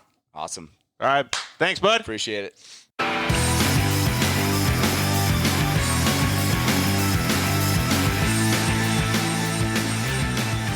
Yeah. We are back. Thank you guys so much for staying on with us. We really appreciate it. Man, today's show is just a plethora of knowledge. We just gave you knowledge about the Great American Shortcourse Series, the taking over Lucas, and being able to get everybody back to racing. So we can't wait to see everybody at the races. And going along with that same thing, man, it takes money to be able to get out to the races. It takes partners to be able to get out to the races. So we're talking with Alex about getting some partners, the right way to do it, and the way to create long-term relationships so that you can really have a successful racing career. One of the guys that we have calling in is a buddy of Alex's, Ryan Beat. He's going to call in just a few minutes. He's done a fantastic job with the stuff that he does for sponsors in the previously Lucas series and racing dirt bikes. Ryan's not just an amazing person. That his sponsor loves him. He's sponsored by Bill Stein. Yep. And Stephen Beatty, who's president of Bill Stein USA, is probably Ryan's biggest fan. Stephen was telling me, with Ryan, it's not just about the visibility at the track that Ryan can create for Bill Stein, but when Ryan gets his truck in commercials of other sponsors like General Tire, he got thousands of commercials of General Tire racing the Bill Stein truck. Yeah. So there's this pass-through. Not only is he value branded by two awesome companies, he's co-branding the marketing. Yeah. And Bill Stein benefits from General Tires and vice versa. Yeah. It's perfect. It's a great symbiotic relationship. That's fantastic. So, Ryan's real good at that. He understands the business of it. See, Ryan's not just a great racer. He understands business. And he is a great racer, too. Yeah. I've always admired Ryan because he came from dirt bikes, much like myself. Started out in the UTV class, we'll call it, SR1s. And, man, I remember seeing it was my first ever Lucas race.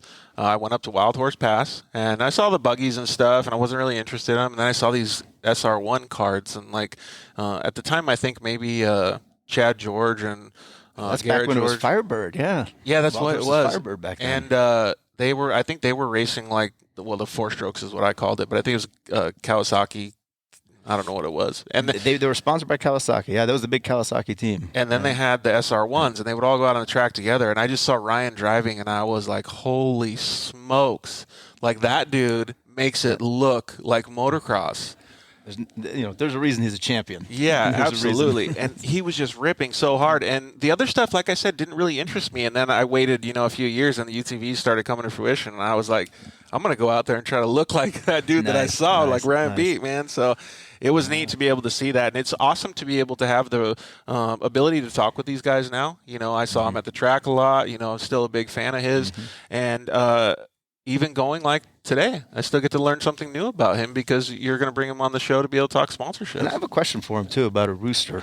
A rooster, huh? I got a question about a rooster. A secret question. We had some more comments come in. The Great American Shortcourse Series says, thanks, guys. So thank you very much, Poppy and Lee. You guys are doing a fantastic job. We can't wait to get back to the races, like I said. And David P. says, Ryan is one of the leading content generators in Shortcourse. Looking forward to hearing from him. I don't know, man. We'll talk to him about it, but you can probably vouch for that. Not everybody does it right because they're trying to constantly always promote a sponsor, and it gets very commercial. Ryan promotes the lifestyle, and I think that's what fans really want to see is what's going on, behind the scenes, and not just logo. Right. When you're showing too many logos, you become corporate, and once you're corporate, you're going to lose your fans. Yeah, exactly. You need to show the lifestyle. You need to show the behind the scenes and make it fun for fans. Yeah, and that's organic. what Ryan does. Yeah. It just we got Stoked to Shred commented in on YouTube and said, just join the live stream. Love the content. Lots of great info. Well, tonight, man, we do have a lot of great info. We got one of the masters of marketing and sponsorship sitting right next to me. You look at Alex Striler's with us. One of the things that he does very well is help people. Alex had actually done a very, very good job helping me I don't know if you remember, but you and I actually had a phone conversation before I got my Yamaha support. I do remember. It's about 3 years ago, I want to say. Yeah, it was right around 2017, maybe late 2016. Okay. So it might have been a little longer than 3 years. Right. Yeah, but everybody lost a year in COVID. So I know, right? But I called and I said, I read your book, and I'd like a little bit of information because I'm going after this Yamaha company as a sponsorship. And man, you gave me some very useful information. You didn't give me all your secrets, but it helped because I was able to grow and cultivate that relationship to be able to get support. So I'm glad to hear that. I really appreciate it. And you do a lot for the racing community, so that's much appreciated as well. Look, it has to start with the racers. If racers aren't making money, if the series or tracks or promoters are making all the money and racers aren't, the racing's going to stop. It's going to die. So exactly, racers, this is a bottom-up industry. It has to start with the race teams. So I'm going to go ahead and maybe you could text message Ryan and ask him to call in. I'm going to go ahead and ask you guys in our audience, if you guys have any questions specific about sponsorships, maybe you guys have a situation that you're dealing with a sponsor, or you would like to acquire a sponsor, maybe you guys could comment in and just give us a little bit of information so we can see if we can have some real world scenarios that Alex might be able to help with, like he helped me. He's always willing to share information. He also has a website too. We'll talk about it a little bit. That's brand new. Yeah. Just starting the webs thing. And the website is fantastic, man. I was able to go through there and watch some videos and stuff, and it's got a lot of good information. Awesome. Well, thank you. My son created it. Oh, did he? The one who used to sell socks at the Lucas Oil races. Yeah. Hey, man, entrepreneur. He's now a software engineer. That's awesome. It's cool to see, though, that everybody still has the passion for racing. Software engineer that used to sell stocks at the races. We always talk about it, actually, because there was a taco truck that we loved at the races. Those guys were entrepreneurs, and they were keeping all the racers happy with their food. So anything to have a good time at the races. One thing that I forgot to mention earlier in the show, while Alex is texting Ryan Beat, is I wanted to say good luck to De Kiriel Racing at Texplex. We got a young Honda Talon driver and a side-by-side over there. First of all, I like their car because it's fluorescent yellow and fluorescent red. Cool. So it's super cool. But I think he's 11 years old, and he's racing a Honda Talon, a full-built UTV. Hey, nice job. So I don't know how to pronounce it, but I think it's De Kiriel Racing. So good luck to those guys. We can't wait to see how he ends up doing because he's on his way to becoming a professional driver here very soon. And another thing that I forgot to mention was that later this week or early next week, we're going to do a Honda swag giveaway. So we're going to do some hats and some T-shirts and stuff like that. The guys over at Honda Offroad Racing volunteered some stuff last show. So we're going to do a contest, and we're going to have you guys all sign up and win some Honda swag. Right now, it looks like we got our buddy, off-road racer, Pro Light winner, Pro 2 winner. What's up, Brian? What's up, Brian Beat? What up, guys? How's it going? Thanks for having me on today. Well, thanks for joining us, man. We really appreciate it. Staying up late back east, huh? I'm actually on the West Coast right now. I was back east kind of getting stuff set up with the new shop and whatnot, but came back out to finish up some work and start our testing. Hey, before we get into the sponsorship stuff, do they have good tacos out there? Tacos? The couple places I've tried is really good, actually. Oh, really? It's not too bad. There we go. Yeah. Yeah, there's been like 2 spots I found. Trust me, I've been trying them and looking, but so far, of probably the 6 I've tried, I found 2 that are pretty close. Hey, at least you're hitting right now. So, well, like Alex said, thanks for joining us. We really appreciate it. You got some fun stuff planned out here on the West Coast while you're here? No, actually, just to be honest, just grinding, getting stuff done. We got a lot going on with next year, and excuse me, with what I got going on, I'm not only going to be racing Pro 2, but I'm going to be racing a Pro Light as well. And then, I'm also fielding 2 other trucks within our camp. We have Mason Prater returning as well as Carson Parrish. And right now I'm building 2 other trucks for up and coming racers that we have on deck to build. So I got to get all this stuff done before we get out of here. We plan on heading back to Wisconsin probably somewhere end of March and starting our testing at Crandon and ERX and Bark River and really getting those tracks dialed in for the season's upcoming races. Man, you weren't lying, Alex, when you said that Ryan hustles. I told you he's a busy guy. I actually saw you, what was it, March, April, May? It's earlier. You moved into a new house right next to my wife's cousin, like literally across the street. Really? And he had just moved in. He'd been there a few months. COVID hit, so he hadn't gone out and got to meet anybody. I introduced him to my wife's husband, or his name's Kevin, and I call Kevin a couple months later, I said, "Hey, man, have you heard Ryan? Have you guys hanging out and you got to know him?" And he said, "No, but I think he has a rooster. All we hear is his rooster." Really? So I forgot to ask you when I saw you. I was like, "Do you got a rooster in a neighborhood?" Yeah. I got 3 chickens and a rooster, my but daughter, I'm in the country. Yeah, no, my daughter loves chickens, and Nice. it's one of those things that I can't say no to her type thing. So she wanted chickens, and of course we didn't know, when we got the baby chicks, what was a rooster and whatnot, and then we ended up with this stupid rooster that crow and wake us up at all hours. We got one too, man. I hate it. Yeah, That's all I hear. That's hilarious, man. yeah, it was pretty crazy. This poor rooster had to have been messed up, like got dropped on his head or something, because this dude would crow at like 3 o'clock in the morning, midnight. It didn't matter what time of day. It wasn't like just when the sun came up. This guy just wanted to crow all the time. You're like, dude, come on, I need some sleep. Yeah, Ryan, ours is the same way. I don't know. Maybe it's COVID. Maybe it's a rooster thing, because we got a rooster too. We had 3 hens. We got a rooster. Maybe we could, get some eggs going and, get some new chicks. But that damn thing all night long. I thought it was only supposed to be a sun-up thing. No. 3 in the morning. That's what I thought, 3 in the morning. Yep. I can only imagine. me I can only imagine the next time Ryan gets on the podium. Thank you very much to our rooster. I've let the rooster out a couple times, and he keeps coming back. Really? He won't escape. He won't leave. Oh man, Yeah. trying to get rid of him. Try it. It won't happen. Oh, He likes those hens. Does that mean that your daughter's taking care of it at least? Hell no. I wish. But luckily my wife is pretty big in like agriculture, and she grew up with horses and cows and stuff like that. Basically grew up on a farm, if you will. But so she does a lot of the chicken maintenance stuff. Me and the rooster don't see eye to eye.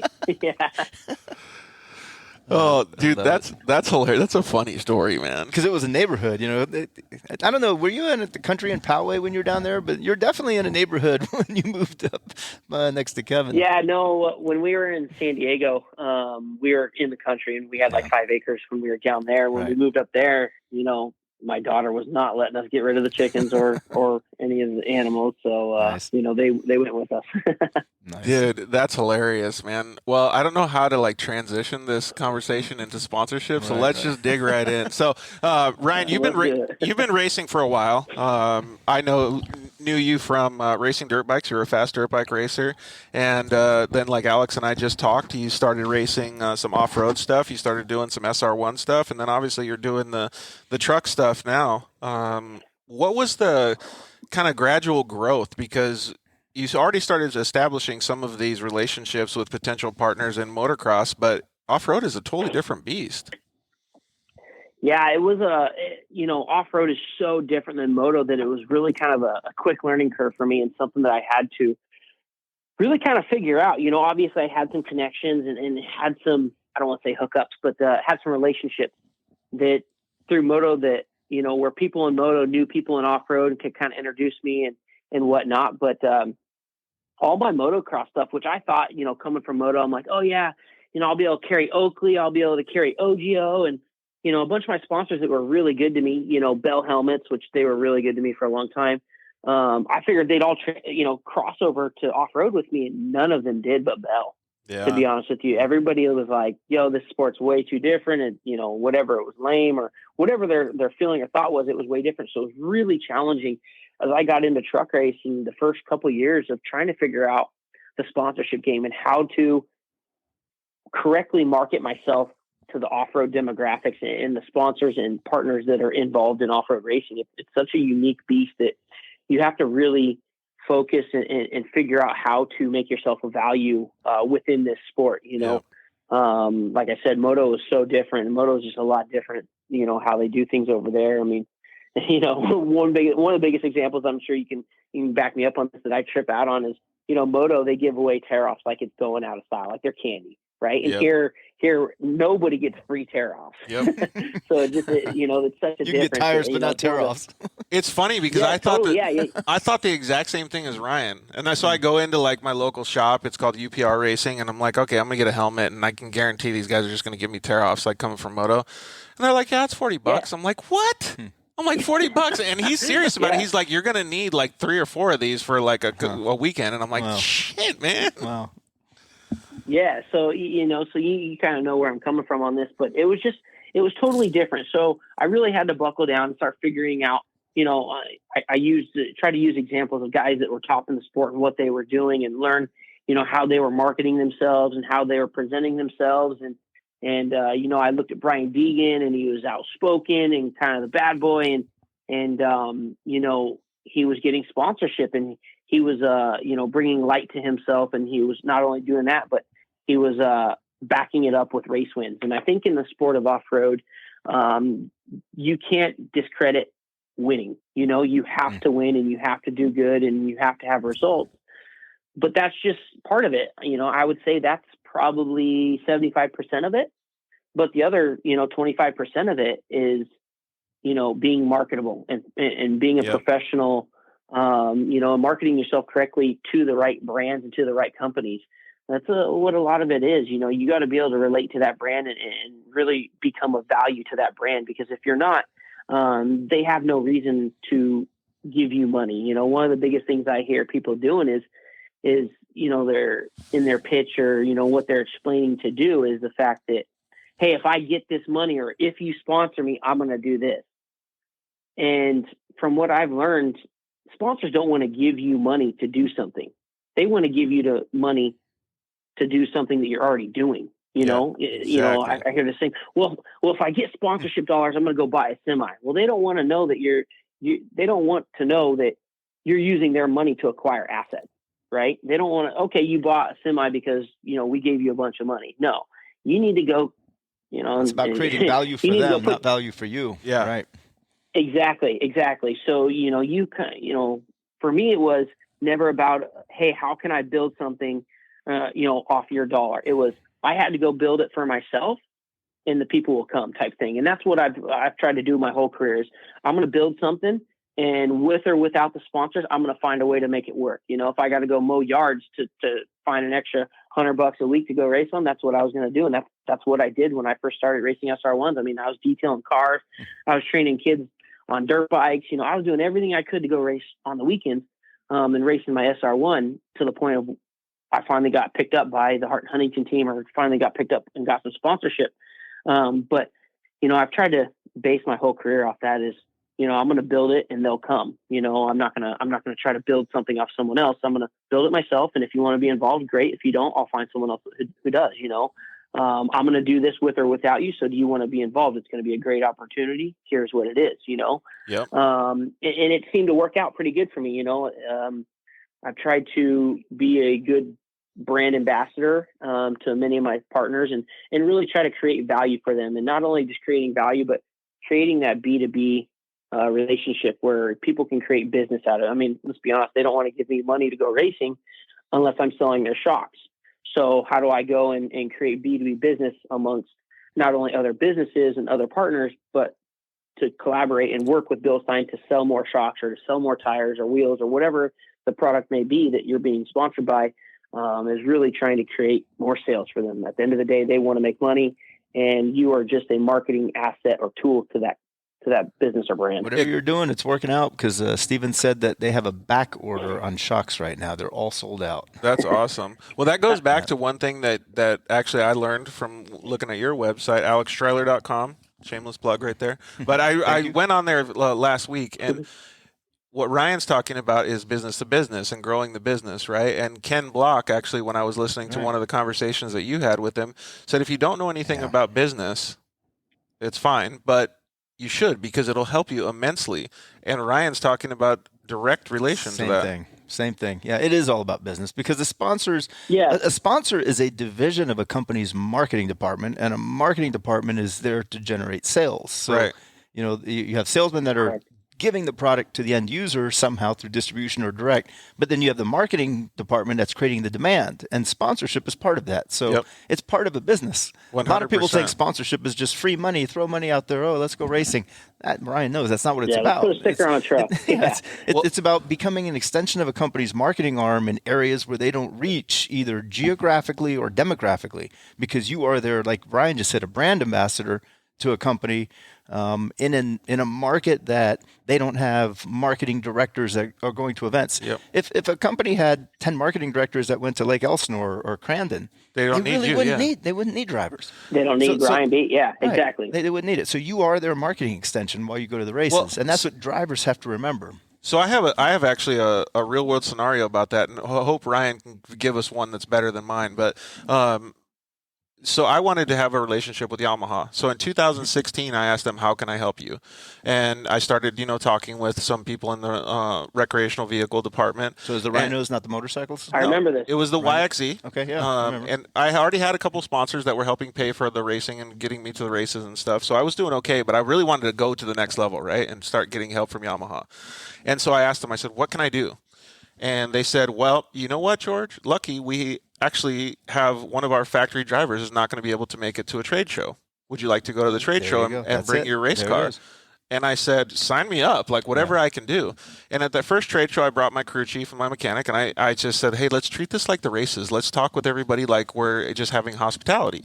And so they would walk up and they would look at the vehicles, and most of the stock vehicles, they didn't really care about the race car too much, but then they'd be like, oh, you race these things? Like, that's kind of cool. And I would say, yeah, but I also have one that I just use on the trails. That's probably like what you're going to do with it. And he goes, yeah, I'm going to have my wife go out with me. It's going to be pretty cool. Like, what does this car do? And so during those conversations, I would ask him two questions. I would say, who are you going to take in the vehicle? And are you interested in actually purchasing one of these or even another brand? And those were the only two answers that I really needed in those conversations. So let's just say I talked to 100 people and 40 of them answered. I would send an email the following Monday, and I would say, hey, I talked to 120 people over the weekend, and 40 people answered, and these are the answers that they gave me. So potentially they're going to go down to a dealership, because I would ask them where they live or something or whatever it was. And potentially they're going to go to a dealership in North Phoenix or wherever this event was at, and they might buy something. And then at the end of the year, all of those events that I went to and all of the things that happened, they were able to correlate all the information that I gave to the sales that were made in the local area. Leads. Those are leads. And my answer from Yamaha was, George, you moved the market for Yamaha YXZs from Southern California to best-selling market to Arizona. Nice. In the last 6 months. Nice. That's huge. So what can we? huge. So what can we do to help you next year? Wow. Nice. And I was like, That's holy awesome. cow, man. Nice. If I had never accepted that, I wouldn't have known the business worked like that. Well, that is the way it works. Ford right now is sponsoring my workshop where on alexstriler.com, like you just mentioned, it is a $300 normally workshop on how to get sponsorships, from creating a deck, creating a proposal, creating a proof of performance report, what brands look for. Ford is covering all expenses until the end of February, but all you have to do is say, why do you love Ford? And there, as of in the past 3 weeks, it's only been a 3-week-long promotion. 175 racers have signed up for the workshop. Oh, I was one of them. 174 plus you. Yeah. So we have 175 That's awesome. people that have signed up and written why they love Ford. And I want to say 10 to 15 of them all wrote, I have a Ram, I'm looking at this, I'm looking at a Ranger, I have a so-and-so, I'm looking to get a new Ford. Those are all hot leads. I send them all over to Ford. Hopefully Ford is activating and sending them, giving them to a salesperson who's trying to sell vehicles. But that's what brands are looking for. Right.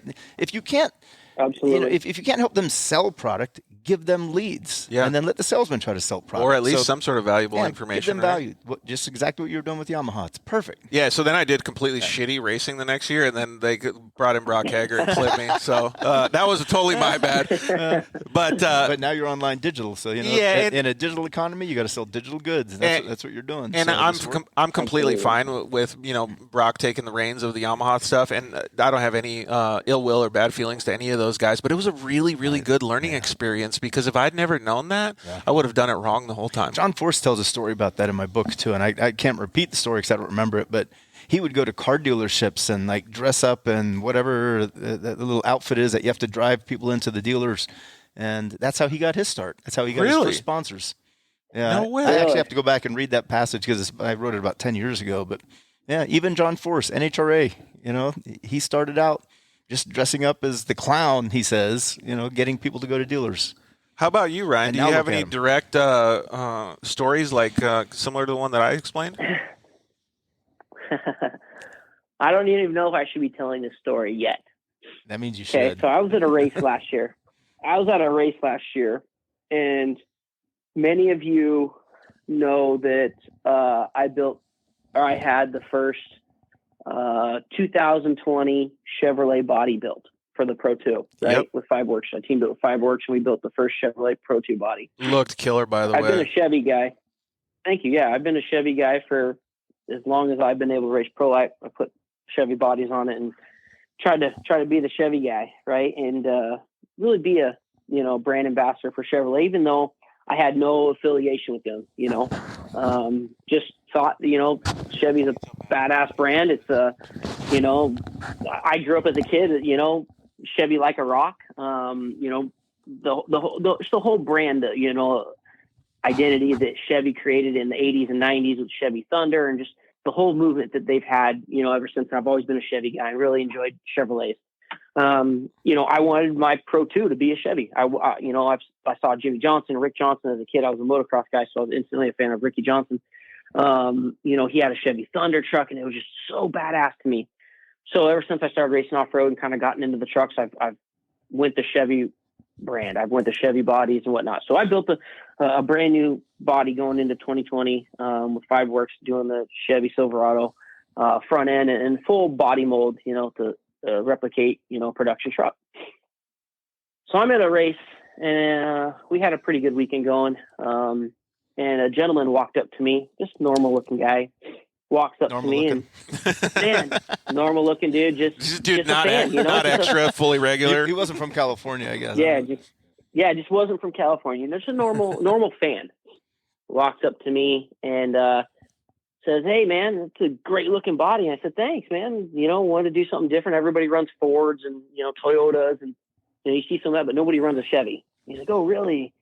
I'm like, "Yeah." So I told him the spiel about how we built this one-off Chevy body with Fiveworks, and we started making them and done 4 or 5 revisions and molds and get it more like the OEM body. He's like, "Wow, it looks really good." He's like, "What motor do you run?" I'm like, "Chevy, man. I'm not going to put a Chevy body on a Ford or something funky like that. I'm gonna run a Chevy motor." And I'm like, "And there's a lot of other things on this truck that are OEM based from Chevrolet. We run a Camaro fan, radiator fans on it. We run a Camaro alternator, some water pump stuff, and we actually run a lot of OEM stuff." And he's like, "Oh, cool." I'm like, "Hey man, come in. You can come check out the truck. No worries." So he walked through the pit, checked out the Pro 2, checked out the Pro Lights, and I showed him what we were doing with the LS package, base Pro Lights, and really showed him what we had going on. Just spent some time with him, and him and his wife are very nice. I gave him some hats and some shirts and told him have fun. So I went out and won that next day. About a month later, I get a call from a gentleman who is the head of GM Propulsion and Performance. Was that Jim Campbell? General Motors. No. Oh. A guy by the name of Russ. Right. Excellent. So, so he is the head of You never GM. know who you're going to meet. You never know who you're going to meet, right? Just a regular guy? Yeah. Yeah. He's a normal guy. Just a regular guy, cruising through hits. That's a and, great story. Turns out he ended up being the head of GM. Wow. And GM Propulsion. And I now have a partnership with GM and Chevrolet. That is awesome, man. That's those types of things, like when they come to fruition, first of all, it's killer, right? But you gotta take every single thing that you do. I don't want to say professionally, like you got to be like the business guy, but you got to take it with an understanding of everybody else means so much to the program, whether he was just the full fan guy or the head of GM Propulsion. Yeah, that's important. Is when a racer is performing not just on the track, but as soon as you're in that compound, you're in the pits. As soon as you have your suit on or a logo on, you're working, and you're working for your sponsor. You're working to win. Obviously, you want to win the race, but you're also working. It was so crazy. I was literally just standing there, normal shorts and t-shirt on, just hanging out with the guys, while they're working on trucks in between, qualifying the main event. And, nice. Just a friendly gentleman came by and I was just trying to be friendly and have a good conversation and kind of, he had, obviously a passion for off-road or else he wouldn't have been there, so tried to spend a little time with him and, it turned out to be something pretty amazing and very, very special to my program now that is has forever changed my program. I'll put it that way. Yeah, dude. Well, good for you. First of all, you work hard for everything that you get, but congratulations on that one, man. That's good. Hey, I wanted to ask both you and Alex. So to go on the exact opposite end of the spectrum than that, like we've said on this show a million times, never ever throw your helmet. And everybody has that angry race, right? Everybody has the angry race where they get back to the truck and, oh, F this, F that, the car is sucky, like I drove like crap, whatever it is, that guy took me out, and you throw a temper tantrum, right? Everybody has those feelings. But it's so bad if you do that. It doesn't matter. Just happened at Daytona 500, right? Yeah, right. It doesn't matter if mom and dad see you and they understand. It doesn't matter if you're a kid and that happens and you see it. But if somebody sees that, it deteriorates all of the things that you've worked for. Yeah, it does. Well, you're a brand ambassador, so you're an ambassador to the brand, and you are representing them. And when you're throwing things and you're throwing a little hissy fit, then the brand is throwing a hissy fit, and that's not how most companies want to be represented. Yeah, absolutely. Obviously. So that's absolutely not. And it's one of those things. I'll be the first one to admit I used to be one of those guys. I used to get pissed after races, and I mean that's part of how I got the nickname Rowdy. I'd get rowdy in the in the pits with people. I get rowdy on the track. It just isn't the correct way. I've gotten my mom used to use the term, you get a lot more honey, or I don't even know, something about bees, right? You put out vinegar, you don't get anything. You put out honey, you get bees or whatever. So, if you put out negative stuff, you're going to get negative back. But if you put out positive vibes and you're happy and you're thankful to be in that position, a lot more comes back to it. And I really had to learn the hard way, 5, 6, 7 years ago when I was trying my hardest, working my ass off, trying to get things right. And, kind of had a little chip on my shoulder and was trying to do stuff and stuff just wasn't working right. And I really kind of had to,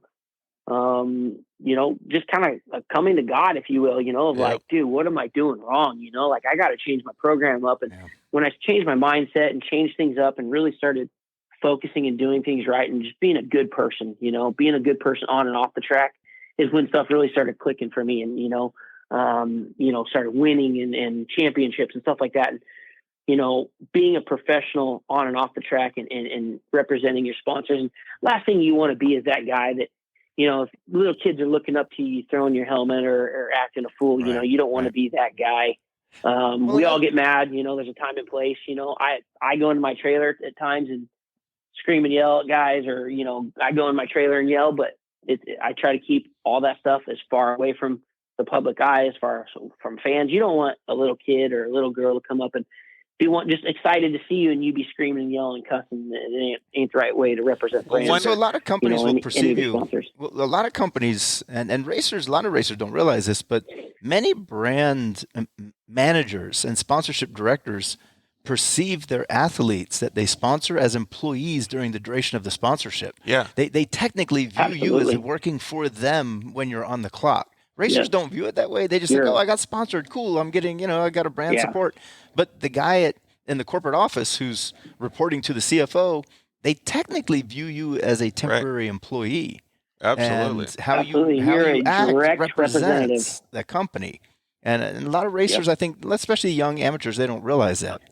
Well, one of the things that I think Ryan does good, though, is like he's talking about he had to transition, right, from getting his nickname Rowdy to being a little bit more professional. But he never lost the authenticity that he has. When he gets up on the podium, if it was a race where he came back, from last to first or whatever it is, he still has that enthusiasm, or he still has an understanding of what the fans will want to hear. Like if he was banging bars with somebody and it took a while or took him out, he will still say it, but he'll say it in a professional manner, but he'll still show the enthusiasm or anger. You can feel his energy. Yeah, absolutely. You can feel his energy. It's super cool. Yeah, agreed. Anyway. Yeah, people want to be able to relate to you, and that's a big part of sponsorship is you got to be relatable. If you're somebody that's not relatable and people can't understand, what you're going through or relate to what you do, you're never going to level with the fans or sponsors. A big thing, with my sponsorship is all my sponsors have become like family at this point. I've had them all for a very long time.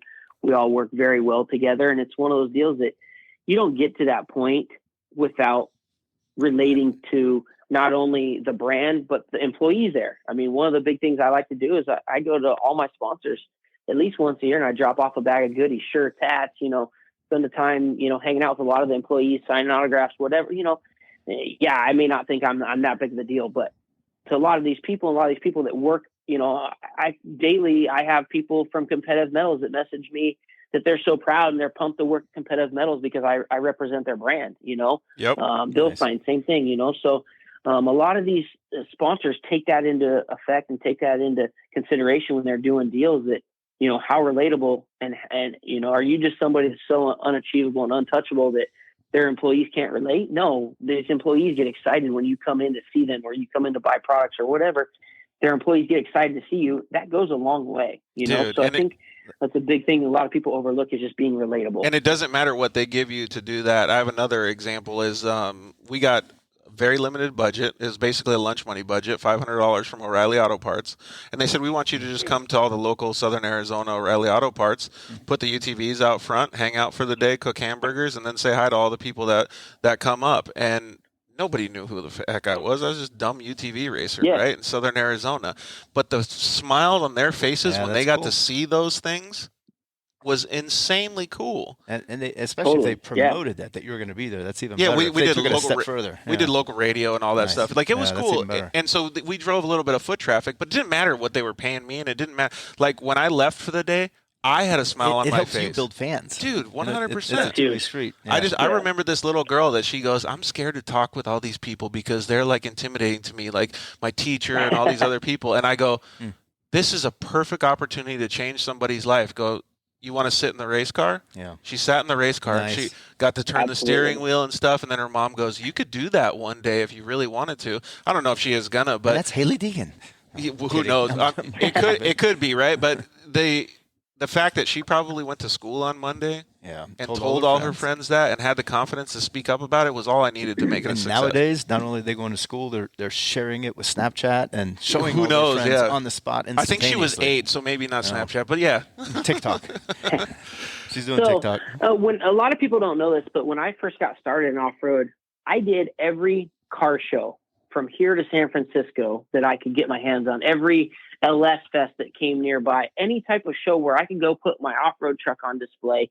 It could be a lowrider show, and I'd show up with an off-road truck and go park it. Sick. And that whole time, not only was I gaining fans and gaining followers and gaining a respect from car culture, but I was also stoking out my sponsors because they're hitting demographics that they weren't seeing. And, at the time, my wheel sponsor was RBP Wheels, and they weren't, big into off-road, but I'd go to their car shows, and now the car show people, lowriders and, the whole car culture started checking out off-road, and then you started creating a fan base. And it's like a new market, So I did a lot of that, to really open up the eyes and get things going. And still to this day, any chance we get to where we can go take a truck and put it on display, granted it's not on, race weekend or before preparing for a race weekend, we still do it. It's how you connect with the fans and how you connect with those people and really kind of like guerrilla market yourself and the sponsors or your partners. It's how you guerrilla market them when,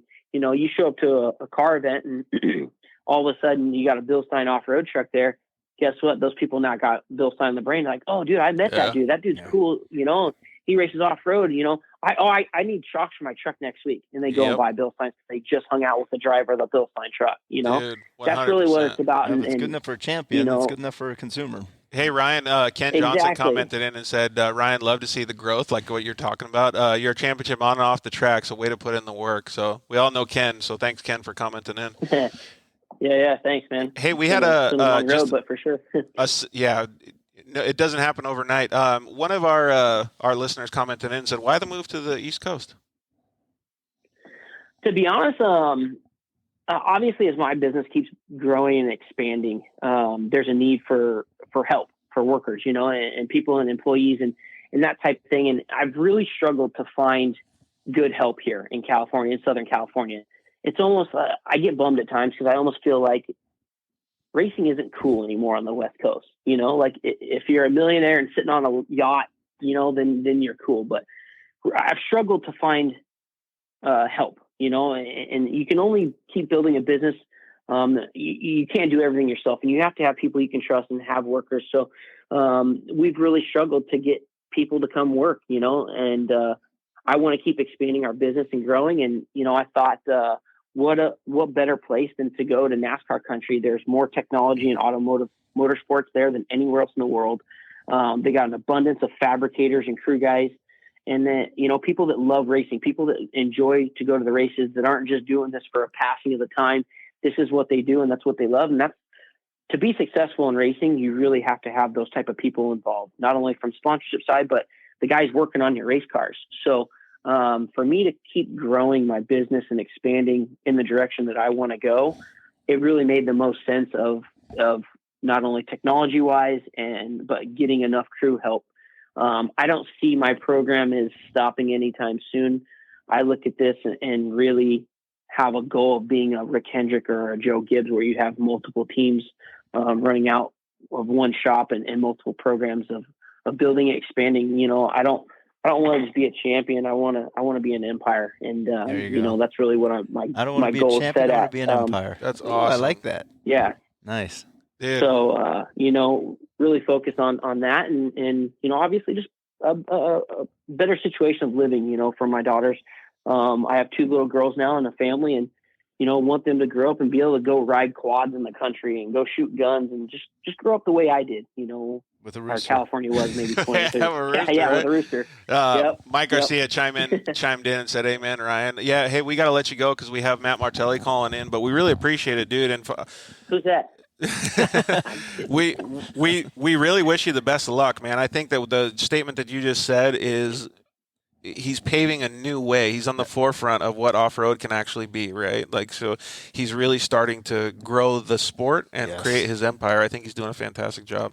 It's not just about the racing. Thank you. Yeah, it's about the business. Yeah, that's the whole goal. It's not even just about Ryan Beat. It's about the greater sport of short course and the potential it has to be, I think, bigger than NASCAR. And, it takes everybody to row, Right. If you got certain people that aren't rowing, it ain't going to go anywhere. And, oh my God, it's way more fun I really to watch want in to do my NASCAR part too. to help push. Way more Yeah, fun. Way more absolutely. fun So, to watch.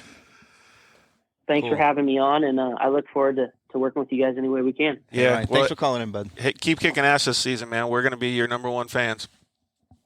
Cool. Thank you, guys. Take care. All right, Ryan. bud. We'll see you later. See ya.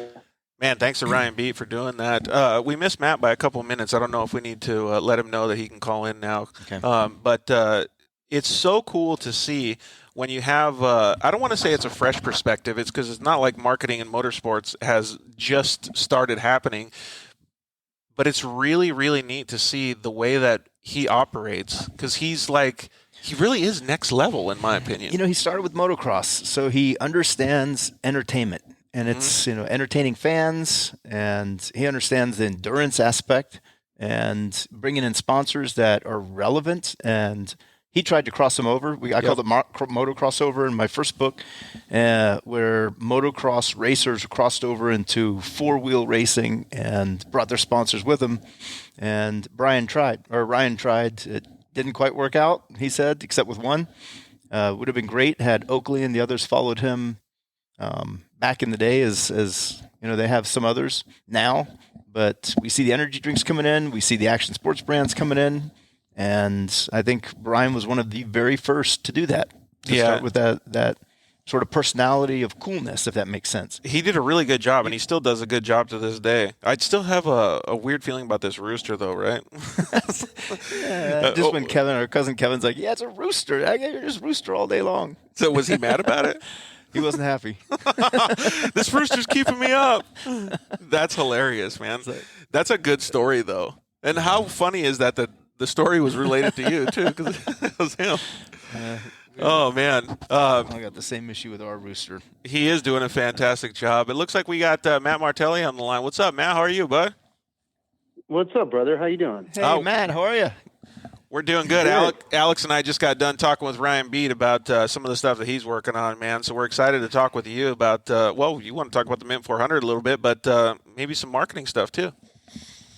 Yeah. Let's start with the marketing stuff. That pays the bills, right? Man, Matt and I were on stage. What was it? X Games 10, 15 years ago at some event. We were talking about sponsorships, and that was way before. Now look at you guys.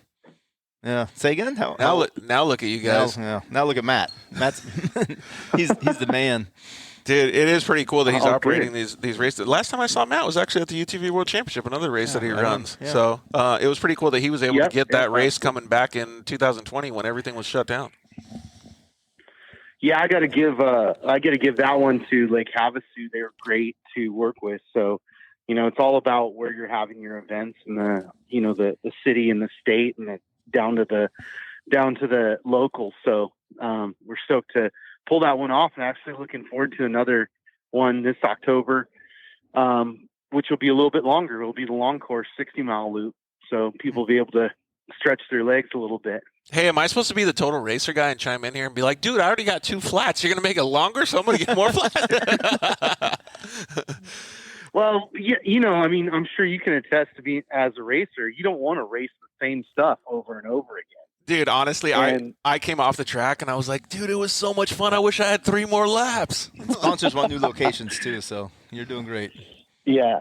Yeah, no, that was a true UTV course. It was pretty bitchin', man. It was really cool. And I had a good time out there. I had a lot of support from our fans and stuff like that. It was cool. But for you guys to be able to pull off that event and have so many people out there having such a great time, especially in a time when there wasn't racing, it was so badass. I think that was the last race I watched was your Mint 400, Matt. So first and the last. Yeah.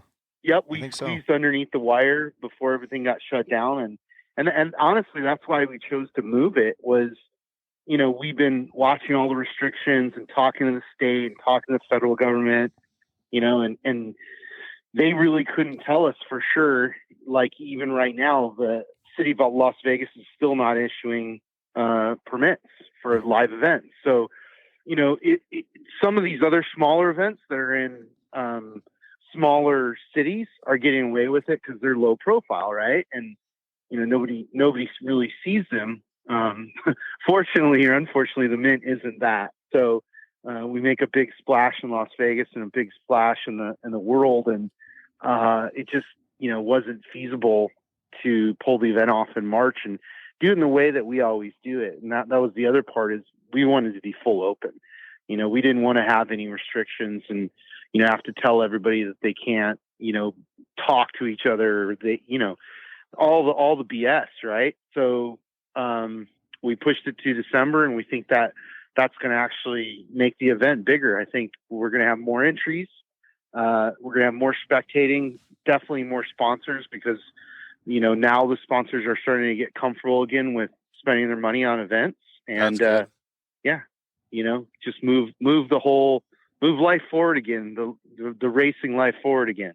Yeah, we can't wait to go out there, man. This is actually going to be, my fun fact, my first Mint 400 that I've ever been to. Yeah, nice. So I'm going to go out there and check it out. Hey, just we had all the events around the Mint 400. The way Matt, just everything from the parties to contingencies. Yeah, so that's what challenges. I mean, it's not just a race. It's an event. And I'm going to go as a fan this time. I'm not going to go as a racer. I might sit in a car or something with somebody. But so that's one of the things that I'm actually looking the most forward to. I think it'll be cool. Hey, Matt, so we actually had a comment come in that was asking about Alex's book from Mike Garcia. So I'm going to hold it up in front of the camera. Mike, this is called Motorsports Marketing and Sponsorships by Alex Striler. You can pick it up, I think, on Amazon, right? It's on Amazon, and Matt is even in the book. Yeah, there you go. That's a major contributor to the book. So, if you guys do want to check it out, that's I wouldn't call it a Bible, but it was my Bible for about 6 months or a year when I was trying to establish my sponsorships and stuff like that. Matt, you don't necessarily do it for racing yourself. You do it more for the business and marketing and sponsorship, but you've also helped out quite a few racers, just like Alex has too, haven't you? Yeah, no, we've done a lot on both sides of sponsorship. I mean, we've actually done some of the biggest sponsorship deals in, in terms of athletes go as well. So, we know both sides, and, it's one of those things that, like, we love helping people because, we want people to become good ambassadors for themselves, for the sport, for whatever style of racing that they're doing. It just then benefits everybody. And, at the end of the day, I mean, we love this and we grew up in this culture, but we're here to do business, And you created the first Gymkhana videos. So, and I don't know if it was your last week episode, George, or 2 weeks ago, but you talked a lot about Ken Block. Matt put that one together. He created that Yep. Gymkhana. And It was cool. That And launched Matt that launched Ken in the racing community. Everybody knew him as the president and the owner of DC Shoes. Nobody really knew at the time that he liked to get in the car and drive fast. But when Gymkhana came out, boom, that branded Ken Block as a racer. Yeah, it was cool. And it was cool. It also branded Matt as a content provider, too, because he did the XP1K and all those awesome videos with RJ Anderson after that as well. And some pretty damn good wine tours in Guadalupe Valley. What were those? Yeah. And with UTVs, yeah. You want to jump on a UTV, drive around Mexico, go to wineries? That's what, he does that for fun. Really? That sounds fun. That does sound fun. It's really badass. Well, I navigate the world by good drink, good friends, and food. So. Dude, Amen, right? Sounds like I need to hang out with Matt a little bit more, right? Yeah. But maybe You're not. One thing's for sure, you won't lose weight. Hey, so let's talk about a little bit more of the marketing stuff. I gave away some of the things that I went through when I was developing my short course program. But one of the things that I wanted to talk lightly about was I had a 5-year goal to be able to race short course, and I thought, okay, well, what is this 5-year goal do I need to accomplish to be able to afford an off-road car, a RZR or something like that? So I started racing, like doing endurance races on bicycles, and I had this goal, and I started getting money, and then finally I got a company called Supercuts. They cut hair, and they were able to pay for half of my first RZR. Oh, you did the Supercut deal? Yeah. Oh, I didn't know that. That's cool. And I was able to get them. I started locally, and then I got regionally, and then I was paid by Supercuts, the corporation. So I grew that, but they were able to pay for half of my first RZR from the UTV Wolfpack. Right on. And I would like to hear from you and Matt about maybe some situations or maybe some people that you've helped with that have those same goals and longevity to be able to do these kinds of things. Well, it's, so probably the best longevity story I have is there's this guy named Carl who 25 years ago knocked on the door of an oil company and said, if you give me some free oil, I'll put your logo on my race truck. Yep. And Carl Rennerzetter had a 20-year career with Lucas Oil that at the end was almost 7 figures. That is amazing. It started out with just product, and it ended up just shy of $1 million a year. That is the whole phenomenal. Program. Well, I think to your point, I think the hard thing is like a lot of racers put themselves in a position where they needed a lot of money quickly. And just like any other business relationship, it doesn't really work that way. You have to build relationships. Mm-hmm. And I think it's even more difficult now, especially because of the challenges that we're dealing with COVID, that, you have to have the type of relationship where these people trust you, know, and especially once you surpass a certain dollar amount, right? And I could tell you that all through my business career, one of the things that we've always done is, under promise and over deliver. And that built our reputation. And now, as I call people now and ask them for literally hundreds of thousands, if not millions of dollars, they know that I'm contract or no contract. They know that I'm going to fulfill it. Right. And that's a tricky relationship to build quickly. You have to do it over time, over years of delivering. Like you said, with your relationship that, you started out with a regional guy and built into a national and so on and so forth. It's definitely doable. And one thing I'll say as a word or line of encouragement is that the value of off-road racing has really yet to be unlocked. Right.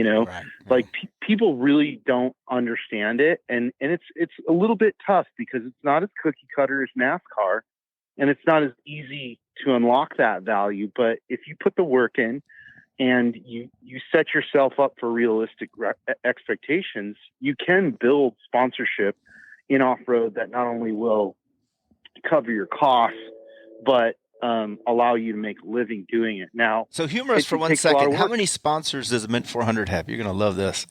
Humorous. How many sponsors does Mint 400 have? Tell George. I think we're at 38. Wow. I think we're at 38. So any race team that has 38 sponsors, that's insane.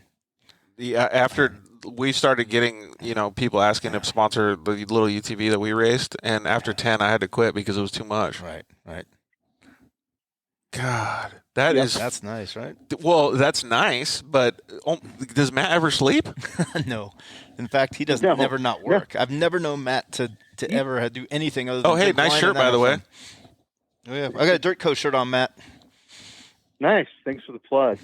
But yeah, no, it's a lot of work. But I mean, the thing is that you find out very quickly, what are the right relationships and what are the bad relationships. And most of the sponsor relationships that we put together have been good ones, but there have some that just either fizzled out or they just weren't worth it for us. Or the company changes direction or something, yeah. And marketing directors change. Yeah, Usually, number one reason the sponsors leave or quit or don't renew is because they change personnel. Yeah. The new people just don't get it. They have other, friends that they want to sponsor instead, or other relationships. And I was making fun of myself when I said that Brock Hager took over the Yamaha thing, but the reason that my Yamaha deal ended was because all the 3 guys that I dealt with moved to KTM. And aren't you Polaris now? Yeah. No, I'm not anything. I'm a free agent right here. Hey, so anybody that's watching, maybe Polaris now. Okay. No, I just enjoy enjoy having fun as the quote unquote media guy now. I guess you could say, right? But I'm down to drive and go out. Boxo guy. Yeah, the Boxo guy. I'm down to hang out and drive a Polaris or whatever it is. In fact, Polaris plug for Matt as well. I got to drive Craig Scanlon's Polaris RS1 at the UTV World Championship. That was fun. Damn. Nice. Yeah. No, that's awesome. That's a great. Which car was it? Was it a new car or his old car? He gave the me Jimco? No. I didn't drive a desert car. I just drove an RS1. I think it was like a 2019. It was like his son's car. So it was just a stock RS1 that he had in his garage. We went for a bike ride, and he goes, "Dude, you're gonna be pissed if you don't race the UTV World Championship. And how about you race the RS1?" And I was like, "No, I'm not gonna do it." And then I called like Justin over at Shock Therapy and a few other guys that I'm friends with, and they were like, "Dude, you got to do it. Those RS1s are like a motocross bike." And I'm like, "Okay, fine." They're super fun. It was, man. It's honestly one of the best UTVs that I've driven. It was so like agile and just like it was no turbo, and it was still so fast. Yeah. No, it's a fun platform. It's the sports car platform of UTVs. So let's go back to the stuff that we were talking about with you and Alex. Like, the Mint 400 obviously has a lot of sponsors, and you have to negotiate and handle all those sponsors. Maybe you could give us a little bit of an understanding of how can you do this? Maybe you could relate this to a race program, but Alex was talking about earlier about the difference between a deck and a proposal. And Sure. I think the next thing that we're going to probably want to touch on is laying the foundation to keeping that sponsorship going and having longevity out of it. Proof of performance. You got to be able to show them what you did. Yeah, I mean, look, I think I'm going to use dumb analogy. It's like dating, if you're not going to put in the time, it's not going to work out. And not every girl that you meet, or guy, depending, is going to be the one. And so the hardest thing I feel with sponsorship is, first off, finding out what they value, right? Because I pitch people every day, right? And a lot of the pitches are just like, "Hey, what about this?" Right? And then I'm expecting them to come back and say yes or no, or we want, for an example is like I just dealt with a company today, and they said, "Hey, we love it. We want to be involved in the Mint 400. We can't send any staff. We want content," right? So I took the package that we normally send to everybody, which includes, on-site activation, this whole list of deliverables. And I just went, okay, you're not going to show up. So we're going to push all that value over into content. And I sent it back to them, and they loved it. And they're like, "This is great. We'll do this." Right. That's awesome. So that's the tricky thing, is getting them to be comfortable enough with you to where they tell you what they want. Right. Because then you can give them the value that they want and not have to, basically BS each other. Then, like Alex was saying, post event, you have to follow up and show them or remind them of the value that they got. Because in many ways, a lot of the value for sponsorship of motorsports is relatively intangible. So, a week after an event, nobody, like right now, does anybody care who won King of the Hammers? Yeah, that's a good point. It's gone. It's like gone and forgotten. It's only a week away, right? Or week past. So that's the tricky part to motorsports, is that you've got to stay active, and then that's when content comes in, and you could fill those voids in between your race performances. And I think it's also important to give the person at the brand or the company that you're dealing with something physical that they can share with others in the company. Unless you're talking to everybody in the company yourself, which is obviously not happening. You need to give the sponsorship director or the marketing director collateral and information that they can show the CFO to show that there was value. And then the CFO becomes the marketing director's, sort of right-hand man when they're pitching the CEO for a renewal. Yep. Because the marketing guy is going to go to the CEO, hey, let's renew this. CEO's going to say, why? Well, if the CFO is standing next to the CMO, Chief Marketing Officer, it's much easier to get that renewal. Yeah, and an example that I have is when I was talking with Ryan over at KMC Wheels. We went and had lunch, and he goes, yeah, you know what? I love the stuff that you're doing, George. It's awesome. I've been on the show. I think it's really cool. We already have a relationship. I'm in. But I got to convince my boss now. Exactly. Well, so the classic example is, do you remember the Tonka sponsorship? Yeah, Mayim Spaccarelli. It wasn't mine. It was the Pro Somebody 2. else? Let me think. I thought it was Mayim, no? No, mine had that, but the one that didn't renew was I can't remember the name now.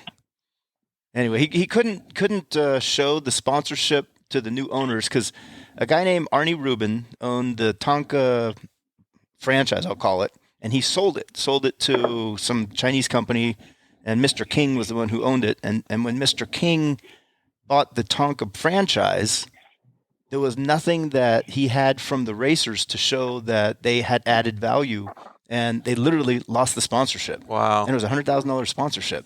That's crazy.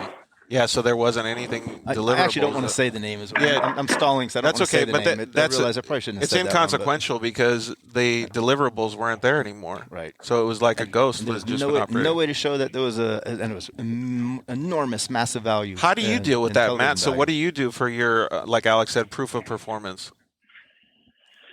So we, for social media, we do a lot of measurement, and show people like this is the level of engagement, this is the level of reach. But one of my favorite things to do is to create one sheets and to distill everything down into visuals that in one sheet, somebody can look at and go, oh, this is all the stuff. This is the value that I'm getting for the Mint 400.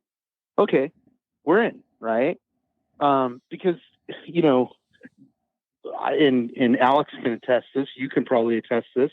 Nobody wants to look at these 20-page reports. No. You know what I mean? Yeah. We've all got plenty of stuff to do. So, just get to the point, show them the values, and either they're going to value it or not. And like I said earlier, the best position you can put yourself in is to have an honest conversation with them about, what they value. I mean, for every company that values content, you'd be surprised that there's a bunch out there that don't, because they have no way of activating on it or quantifying it. That's a good point. Yeah, it really is. It kind of goes back to the way that you were talking, Alex, like Monster Energy doesn't need any more content, right? Like they don't need any more brand recognition. Like if you give them something new and unique and different and cool, they'll take it. Right. But if you give them more of the same old thing, they don't need it. Well, content is content, right? So, I mean, there's Gymkhana was cool. Yeah. That was different. That was unique at the time. 100%. But if you give them a Gymkhana now? No. Yeah, it doesn't work. It's already old. Exactly. Hey, so we have a couple of comments that came in. Performance-based, you need to win. I don't know that that's necessarily true. But it helps. Yeah. You're representing sponsors when you're racing and when you're not racing. You're representing them off the track as well. So, you represent all the time. Yeah, and it's an interesting discussion because a few months ago, I did this exercise with Hook It, which is a third-party measurement group. And they measured Sponsor all House? the motors. Yep, that's right. They measured all the motorsports athletes basically in the world. The F1 guys, like everybody they could get their hands on. And Ken Block was still far more valuable than the top F1 guys. Mm-hmm. And that's strictly on his social media value and his marketing value versus, he hasn't even competed in a race in years, right? So, yeah, I think performance is part of it. But if you don't, you can be like, I'll pick on the GOAT, Rob Mack, right? Like the guys still can go out and win any desert race, any short course race, right? So why is he less valuable than BJ Baldwin, who hasn't won a race in 6 years? In the olden days. And then that's. Yeah. Well, keep going, Matt. Sorry, I thought you were finished. No, that's strictly their social media values, right? And I've spoken with people that are high level, and Matt knows these people. You probably do as well. I'm not going to name names, but high level people at Polaris or any of these other companies. And I say, what are you interested in? And it's a one word: eyeballs. Yeah. Well, in the olden days, before social media or before widespread internet media that we have today, the winner is the only one who got the media recognition. The winner got all the exposure, all the visibility, all the magazine articles, all the news write-ups. Now you don't need news or PR. Now you create it yourself. You don't necessarily have to win to get into the media. You can create your own media. And that brings up a good question. Has changed. That brings up a really good question for both you and Matt, though. Like, let's just say you are little Johnny in a trophy cart and you want to start, getting your content out there, getting race wins up there. How do you do that? Because you don't have the ability to sell sponsorship because you only have 200 followers or whatever it is. Like, where do you start? My 16-year-old son created a video. He put it on TikTok the other day. By the end of the day, he had 58,000 views on a TikTok video. No shit. 58,000. My 16-year-old son made a funny video, and think about it. Now, had that been 10 years ago, nobody would have saw it because there was no reach through media, especially through social and online direct. Now, what you need is a trigger. What's the trigger that's going to cause people to share, which causes things to go viral? And the trigger for Gymkhana was that it was cool, it was unique, it was different, it was artistic, it was creative. We never saw that before. Now we're starting to see a lot of cool things. So, yeah, you might win a race, but that doesn't mean you're going to get the most media anymore. The person who has the most unique content will get the most media. Yeah, so I guess it's a balance, right? You almost don't need to be a champion anymore to get the big money. You just need to be creative. That's what we were talking about earlier, is that this is the world now we're entering where I think creative people have an advantage over the logical, methodical people. It's a right brain world now, no longer a left brain world. Well, back to your question of like, where do you start? I mean, you have to treat it like a business.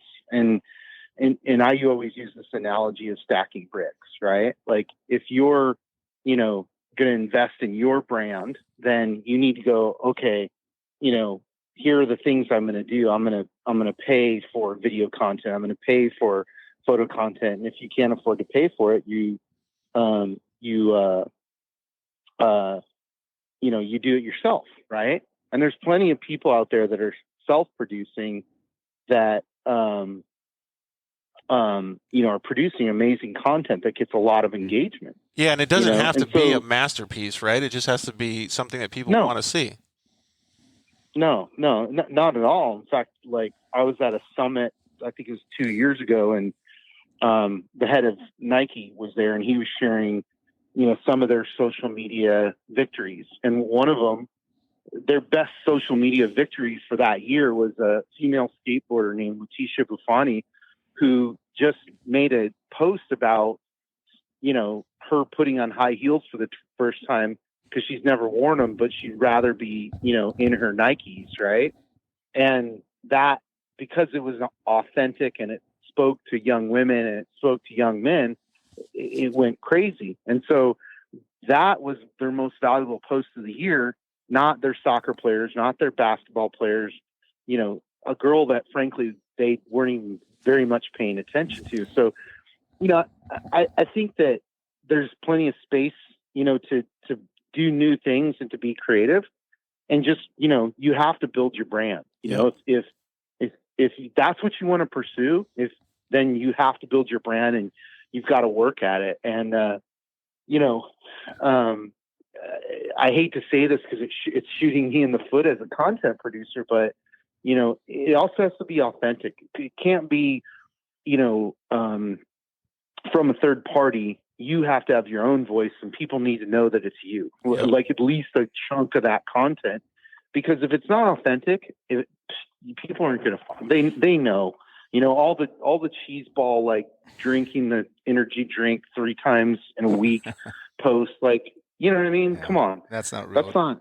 Well, see, the role of the champion is changing. The role of the athlete is changing because if you're going to win, then you're becoming a and sort of you're influencing youth and people who want to follow you, and you're becoming a role model for your fans. And so your fans might copy you. Therefore, if you have a certain brand that you endorse, your fans might follow and like that brand because you're a champion. And well, if it's good enough for champion, it's good enough for me.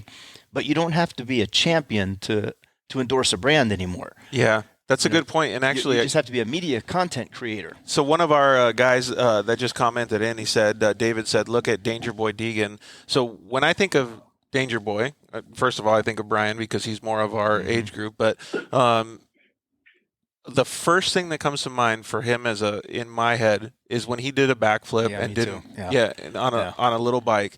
That was insane. It was super cool, but that's where he was built, right? And then all of a sudden, KTM is getting recognition for it, and all of these other. I know the brand ambassador for Thor, his name's Josh Shorter, and he's getting recognition for it because he is helping him out. So those content things, I know the kid can win. He shows it on his social media, right? For sure. But I don't think of him as a champion. Like I think of him from that. His role is changing. The role of athletes are changing with social media, right? Because in the past, you had to win to get the attention. Now you don't have to. Now you get the attention for being who you are and being authentic, like Mac's saying. Are there any brands Matt, that that all they accept is winners? I think that ship's kind of sailed. I mean, yeah, there might be some holdouts, brand like Alpine Stars or, some that are very race centric.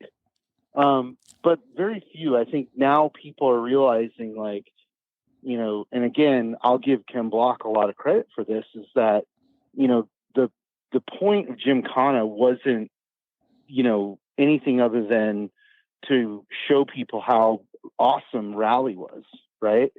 That's what it was about. We were trying to build a skateboard video with a car so that people would look at rally and go, yeah, I'm going, this is insane, right?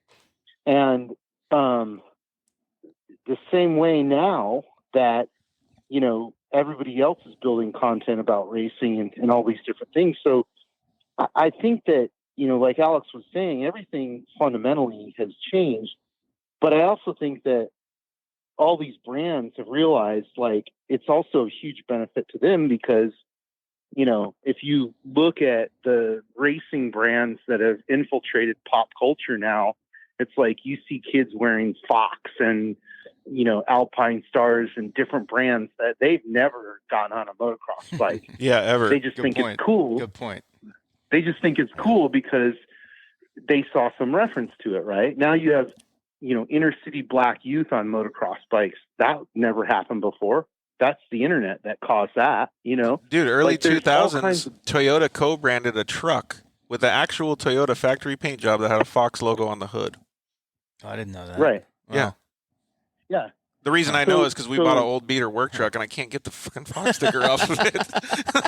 It's like the Harley Davidson version of trucks. It's like I got a tattoo, a tramp stamp when I was younger and I can't get it off.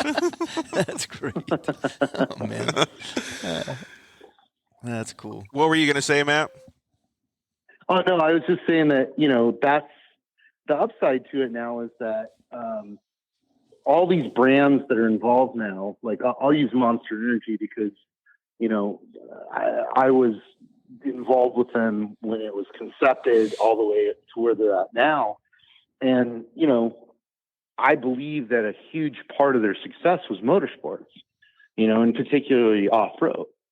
And because of the visual impact of what off-road was to the world. And so many of these brands, endemic, off-road brands, even if they don't sell, a non-off-road product, they all want brand recognition, and, that's what content offers them. The beauty of the position that all the racers are in now is they're no longer constrained by the league. The old way or the old world you're just screwed because it's however big the league is, right? And fortunately or unfortunately, the majority of the leagues in off-road don't market themselves well. but the athletes do. That's so an absolute truth what he's saying, because when he's talking about the leagues, the first thing I think of is NASCAR, and they've had a gradual, I don't want to say decline because it's such a negative word, but they've been stale in their marketing efforts, right? But other, we'll call them action sports or off-road, have started to climb because they're not that same stale. So we're in 2021 now. I interviewed Matt, and I want to say, Matt, I think it was 2013, right? It might have been 8 years ago. I interviewed you for the book, and I recorded it. And a part of the transcript of Matt's interview, actually the audio version is online on my workshop. I listened to it. It is brilliant. What Matt said back then, 8 years ago, was almost like he was looking into a crystal ball as to what's happening today. Yeah, everything he said came true. Yeah, I can attest to that too. I don't want to give it away though. You guys should go check out AlexStriler.com and give him another plug. It's all free. It's all free for the next 2 weeks. Yeah. And then it goes up to $300. So you got 2 weeks to watch it for free and listen to Matt's. Unfortunately, it was a really bad audio, Matt. We were in a restaurant drinking beer and we were really drinking a lot at the time. That's when the truth comes out. I know, you hear all the noises in the background, but what he says, it's amazing. And it was so relevant back then that I don't even think I realized that during the interview how relevant it was going to become, what Matt was talking about. Matt, we just got a comment come in that said 12 O'Clock Boys is the documentary that Matt is talking about. What does that mean? I don't know. Yeah, so he's talking about a documentary about these inner city kids that, pick up stunting motorcycles. Oh, those dudes doing wheelies. Yeah.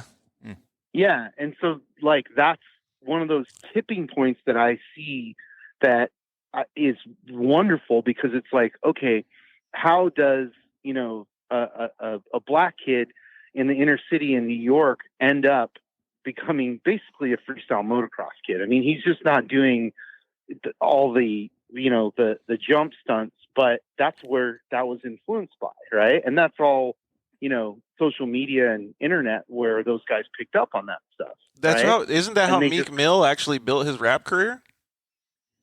Yeah. Yeah, he started with that crew. So, I mean, again, it shows you the power of culture and motorsports culture in particular. I mean, I can go on about this, but to me, it's a very tangible timeline. It's like, 1930s, 1940s started hot rodding here in Southern California. From hot rodding came off-roading, right? From off-roading is where we're at now. And everybody thinks that this just happened overnight.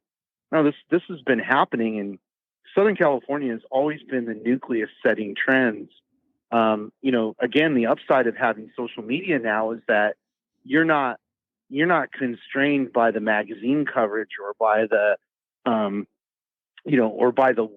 big the league is. You can go out and, be a massive success, but you can be more important than the league, like Ken Block you and see GRC. these things happen. Yeah. Well, let's do an even easier one. Ken Block and Rally America. Yeah. Does anybody know what Rally America is? Yep. No, they don't. So, in fact, that version of it's gone.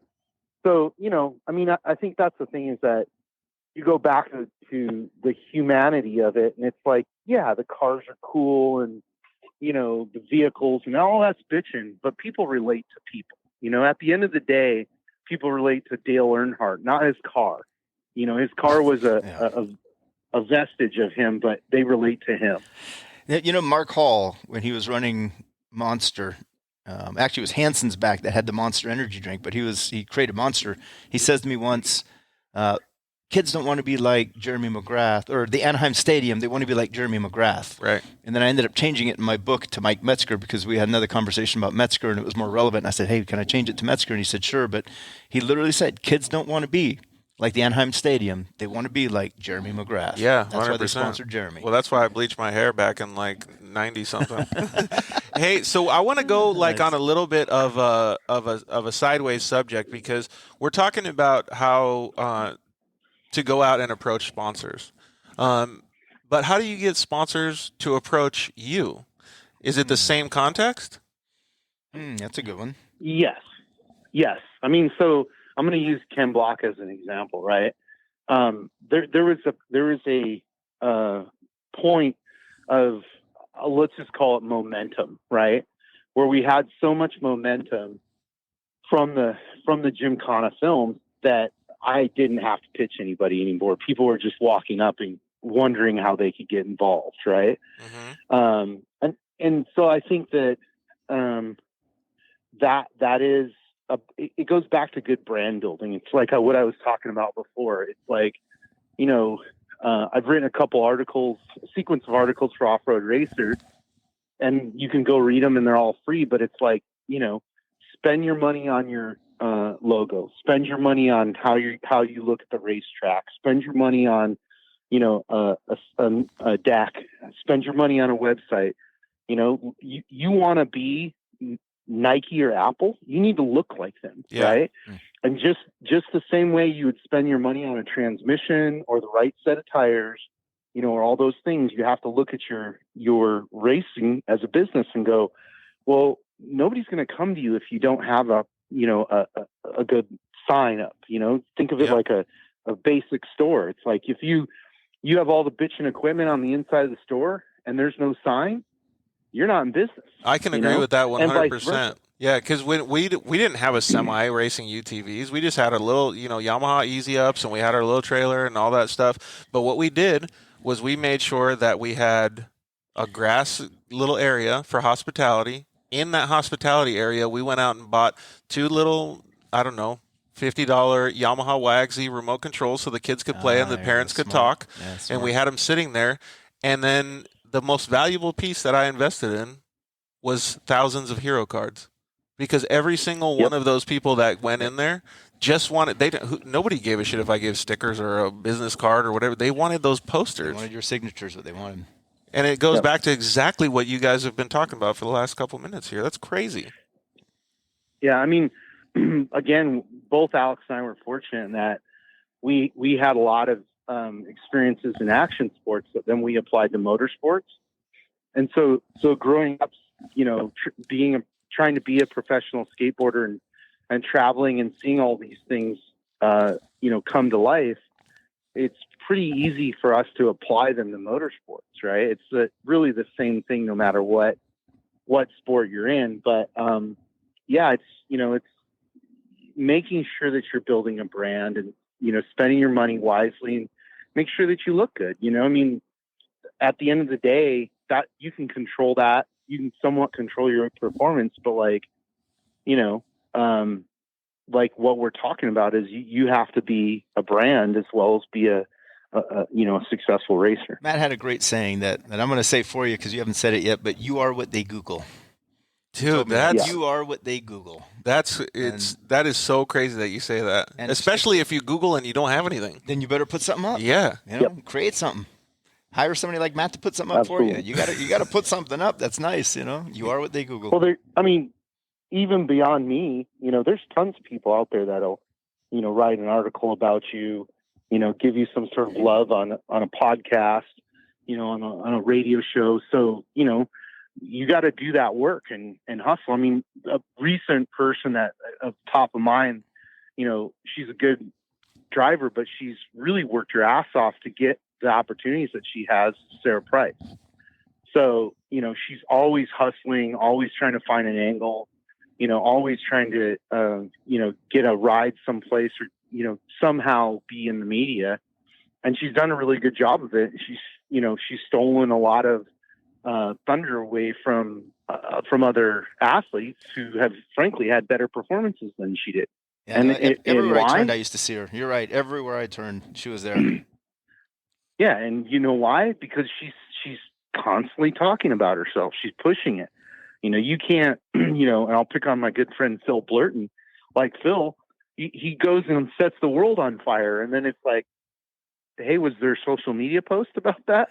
He's getting better, but and so those are the lessons we have to take away, and we have to go like, look, the world's changed. The old mechanism of marketing and exposure has really died, and ultimately I believe that that's a good thing for the individual athletes, because now the money that they spend can directly affect their brand and their future. If you think about it, we're inundated with logos and content and, brands that are seeking exposure because That's our how I lives feel. today are just inundated. Every with time I stuff, walk so- into Circle K, I think to myself, there is no, like, it's so saturated. There's nothing that stands out right. except for the one that I already know I want. There you go. It's no longer about the visibility and exposure. It's about being relevant. That's crazy that you guys, man. These conversations that you, Matt, Ryan, everybody that's called in today is like making me think about stuff so much more in depth. It's a different world. Things have changed, and there's a lot of opportunity now. It's we're in a physical world. You sell physical goods. A physical economy. You sell physical merchandise. Well, we're in a digital world. Yeah. So you sell digital merchandise, digital goods. You are the merchandise. You are your content, and there's no reason not to create it. All you need is a thumb to hit record. Stop, upload. I share. think That's all it you probably need. doesn't help, or it probably doesn't do too bad for you if you go out and win the Mint 400, though. That helps a lot. Well, now you have credibility. Yeah. Street cred is one thing. I'll tell you. Visibility and I'll tell you street why cred are two different things, but yeah, they go hand in hand. But I'll tell you what. One of the reasons that it is so important, and it does have so much value, is because we have a marketing budget set aside for the winner, right? So when you win the race, we don't go, "Hey, cool, high five, here's your check, have a nice day." We're the only off-road race league that spends the money to put out a national newswire release and put your photo up in Times Square that you won the Mint 400. That's Then after that, you end up on the decanter for the next year, and we usually do, other things to reward that winner.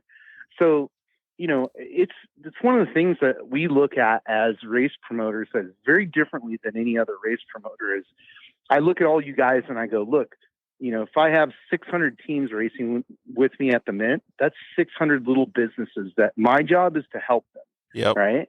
And help them get positive exposure. And so if you see kind of what we do, we dive down and we go, okay, you know what? We need to do some content around, class 11 guys. We need to do content around, we invented the military challenge to highlight all the military veterans that are racing with us. We work our asses off to do that because to us, it's important, but it's also value. If we're telling the same story, and it's if we're telling the Andy McMillan, BJ Baldwin, Bryce Menzies story, that gets old. Yeah. Those guys are great. They're champions, but there's more stories to that. I mean, that's the beauty of off-road racing is like, we just published a story about a guy who's 61 and just won his class in Dakar. And he's sponsored by King Shocks, and it's like an impossible story, but it's a fantastic story, right? That's what people want to read about. And Dude, get I would behind. They want to go, oh, you know what? That's rad. I would totally be all over that content. He's so right. Because, and no offense to Bryce Menzies, because he's an all around badass. But I will watch maybe 30 seconds of the video and then I skip. But I would watch the whole thing of what Matt's talking about. And Matt said another thing that you kind of glanced over it, but it's super important is you spend money on the winner, and every race team needs to take a percentage of what they raise from sponsorships and use that money to market their sponsors. So racing at UTV, we didn't make any money. We got very, very little to support our race program. Okay. Every single penny that I had left over after race entry fees was given to a videographer to have fun with us for the weekend, not to do a race report.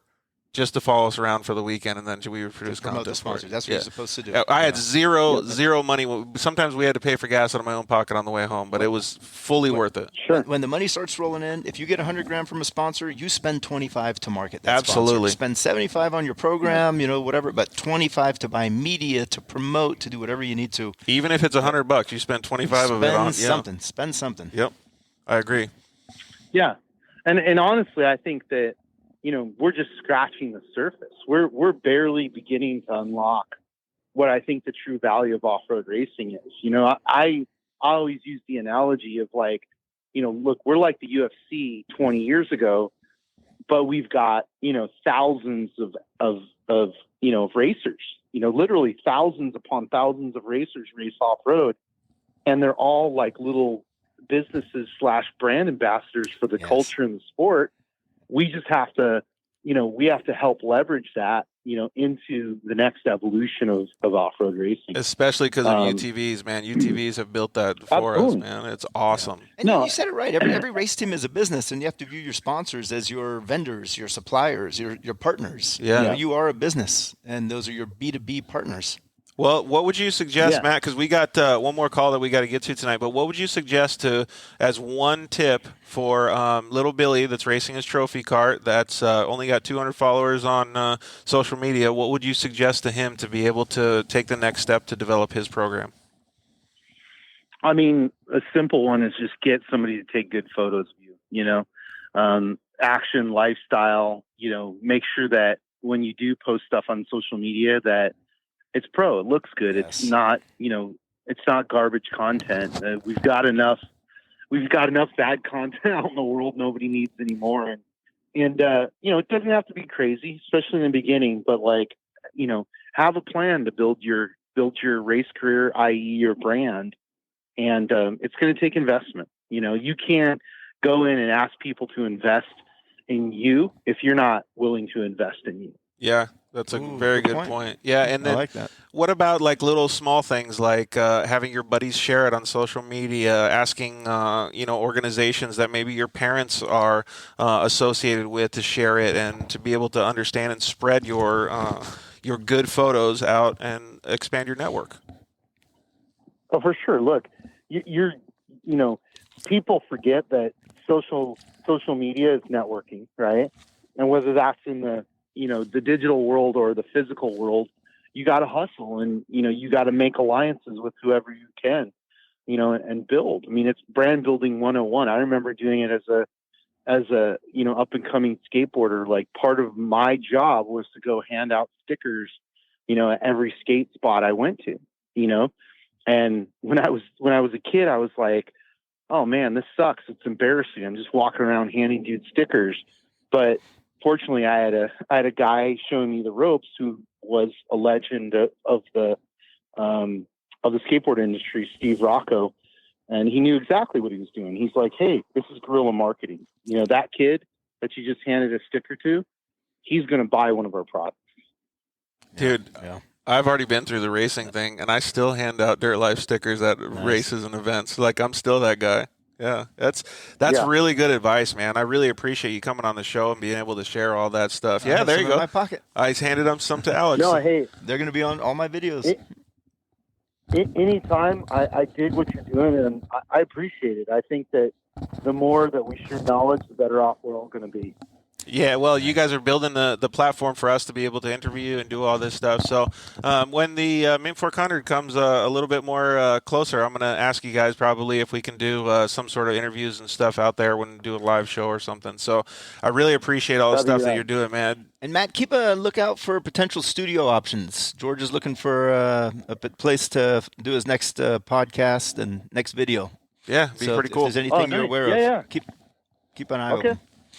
Thanks a lot, bud. We really appreciate it. And I know you need to get some rest, but keep kicking ass, dude. Keep doing all the work for all these racers, He man. doesn't rest. Matt doesn't sleep. We love it that Matt works so hard because we get to go to the races and race. So. Exactly, right? Cool. And then he throws great parties. It's all good, man. I'll get bored if I hold still. Hey, before you go, though, one day, Billy Slade chimed in and said, one day I want to sit down and eat a meal with Matt and has prepared by his awesome chef. If you don't follow him and like fresh seafood, you're missing out. Yeah, he's talking about Drew Deckman. Does the guy just kill it or what? Oh, yeah, he's a good friend, Michelin star chef. He does all the food for the Mint, and he has one of them. It's literally my favorite restaurant in the world. It's down in just north of Ensenada in Guadalupe Valley called Deckman's. So go check it out for sure. That's part of his wine tour he took me on. Yeah, dude, that's awesome, man. Well, hey, like I said, man, thank you so much. We really appreciate it. We're in Southern California, so one of these days when I know you got to eat, even though you don't rest, we'll go get tacos or something, bud. Let's do it. Cool. Thanks, Matt. We really appreciate all your knowledge. Right. Hey, man. Good to talk with you, Matt. See you, bud. All right, thanks, Ray. It's so good to be able to get all of this information. Like, I feel like I already had like a decent understanding of what sponsorship was, but now I feel like I don't know anything. He's so smart. God, he is. Yeah, every time he talks, people learn. That is super cool, They man. view him as just the series director of the Mint 400, and he's, the workaholic. And no, there's way more than that. He can go really deep when it comes to not only sponsorship but racing. And he talked about it before about having the understanding of skateboarding and things like that in the past, but now he's living the off-road life. I mean, like, he's taking all of the stuff that he's learned, similar to what you did at Osiris and all these things, and he's putting it all into the off-road culture. It's so awesome. Man, okay, so we just had Matt on the line, but now we got Billy Slade on the line. Billy has actually got a little bit different story in the way that he markets and promotes. Billy does a really good job with content. He does some awesome car builds, and he's also already starting to garner some sponsorship and How's it stuff. going, Billy? How's it going, Alex? It's good to meet you. Yes, likewise. Dude, you got a lot of stuff going on, man. Like, you're always busy. We just talked to Matt Martelli, and, he barely sleeps because he's developing all these races and events and all this stuff. But you're very similar to him, man. You got a big hustle, and you've built some cool vehicles, and now you're doing stuff with companies like Rugged Radios, HCR Racing, and you're able to help build some cars with them and promote their products as well. Yes, yeah, and I just want to say I'm honored that I'm on the same show with Matt. I follow Matt, and and go to the Mint 400. I haven't been to the UTV World Championships, but 2021 is my year for that. So sweet, we'll see you there at both of them. Awesome, They're fun. They're fun events. Yeah, so I totally take a different perspective on this. I mean, I guess at the end of the day, it's you're after the same thing, but I would say it's a lot harder to be an enthusiast in this industry and get brand ambassadorships just because you don't have a racing career, things like that, to actually show what you bring to the table. So I think the biggest thing is lifestyle. Like, if you're going to be an enthusiast and you're not a racer, then if you're living the lifestyle that matches a brand, somehow, some way you need to get their attention, or buying their product and promoting their product long enough, they will, there's people all over social media that are just looking for people to represent brands. And there's a big difference between living the lifestyle and doing what marketers call, quote unquote, lifestyle marketing. I'll give you an example. As I spoke with one of the executive marketing directors of Anheuser-Busch before it became InBev, and this is maybe 10, 12 years ago, and I was trying to get her involved with off-road racing. Literally, it was a Core Days when I was selling sponsorships for Core. Tried to get her involved. What better venue can you think of for selling beer than a hot desert race? Yeah. We were racing in Prim, and she says, no, we're going to do lifestyle marketing. So she sponsored volleyball, beach volleyball. Is volleyball a lifestyle? I couldn't believe it. But she was a volleyball player, so she thought volleyball was a lifestyle. I view off-roaders, they have more beer bellies. When volleyball players, kind of six packs, they got nice abs. Fit. Right. They're ripped. You don't view them as Budweiser drinkers. Right. So the definition of lifestyle is often misconstrued in marketing. There's a big difference between living the lifestyle and doing what brand managers or marketing directors call lifestyle marketing. There's a big nomenclature mismatch there. That makes actually a lot of sense. So you kind of get what he's saying, right, Billy? Yes, I do. Billy lives a lifestyle. I think, right, exactly. Yeah. What is a lifestyle? It's somebody's view on what a lifestyle is, whereas lifestyle marketing is the view that one person has that what they're pushing an aim towards. Yeah, you're doing it because it's what you would do whether or not you're getting paid. She did it because she's trying to make money from it. Yeah. Big difference. Right. Yep. Yeah. And this is just, like I said, literally a lifestyle for me. I mean, I eat, sleep, and breathe UTVs and deserts. And so my wife had a kind of she was like, man, we go to the desert a lot. And she tells her, she is a hairstylist, and she cuts hair, and they're like, man, you sure go camping a lot. I don't see how you're like out there. And it's like, well, when you're in a motorhome and you're out doing what you love to do, it's not, you don't really see it as roughing it. You see it as living a dream. It is. Yeah, exactly. We all live the lifestyle of off-road. We just happen to also, fortunately have this as a business and a way to make money, or hopefully generate business from it. Well, we were talking about social media and how it can be even more powerful than winning races, right? And Matt kind of chimed in on it. You don't have to be a Ken Block to be the successful social media guy, right? You just need to be able to communicate that same lifestyle like what Billy does. And you can check out his social media. It's BS 24/7 365.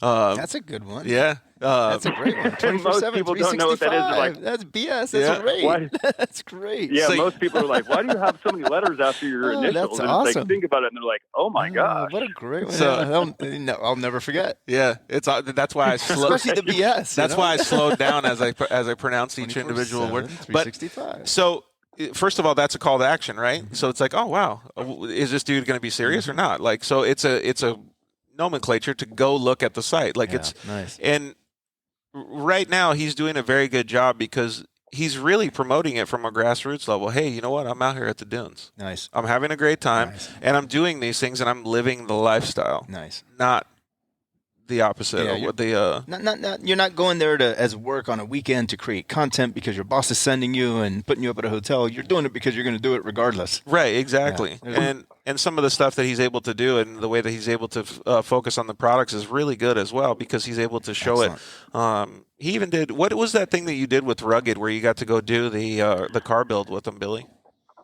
Yeah, so that was I basically went as a representative from HCR Suspension to go build a Destination Polaris car for one of their Project X shows. And it was actually the family truckster from National Lampoon's Christmas Vacation.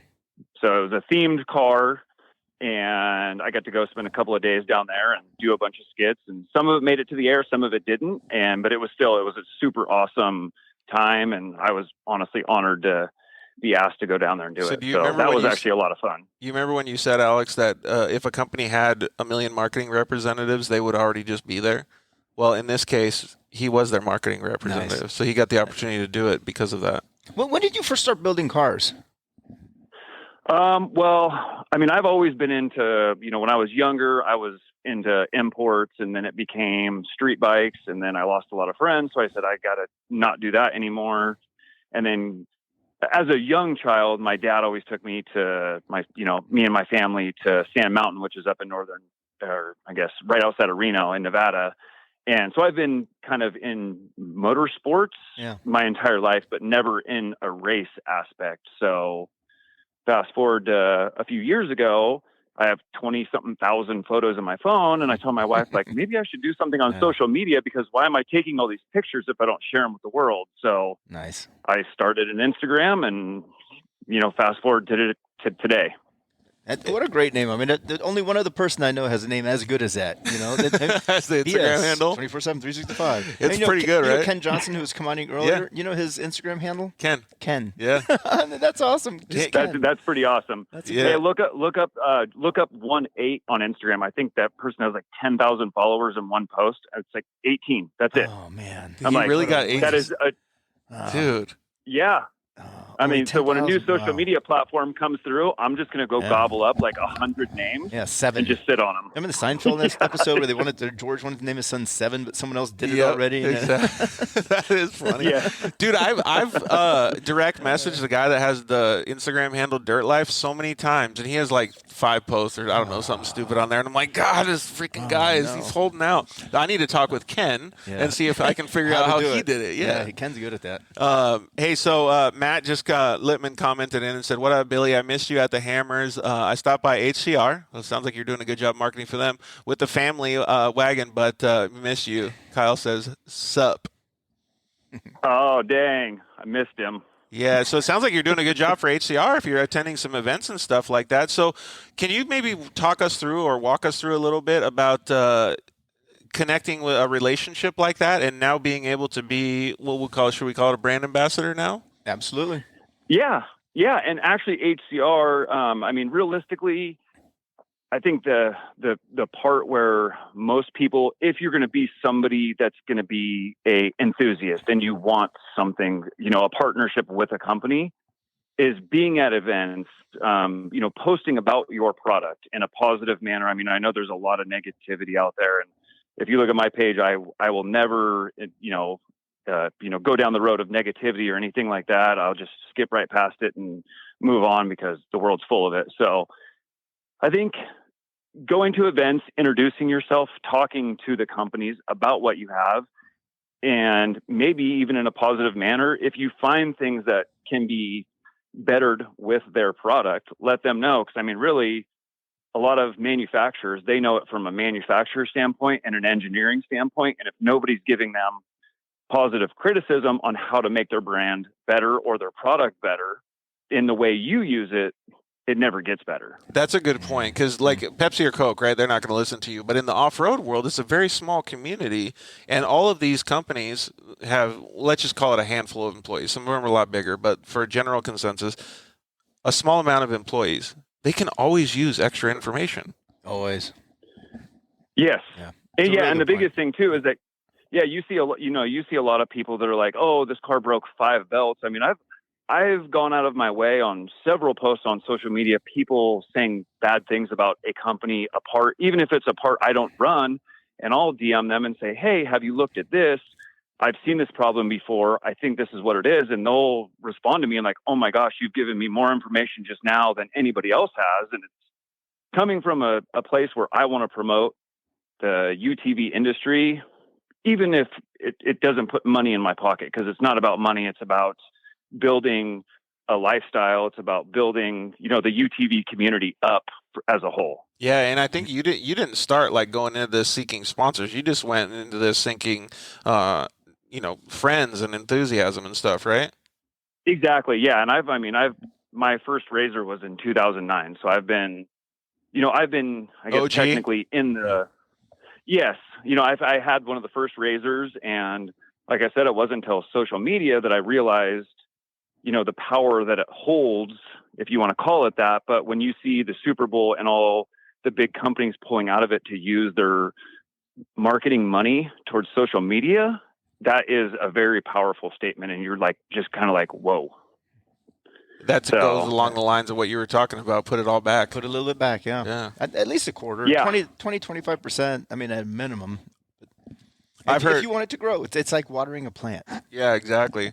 Right. And it's clearly based on your budget, right? But I've heard numerous people say, like the Deegans, they put 40% back into it. And it doesn't matter the number. It matters what you're outputting, right?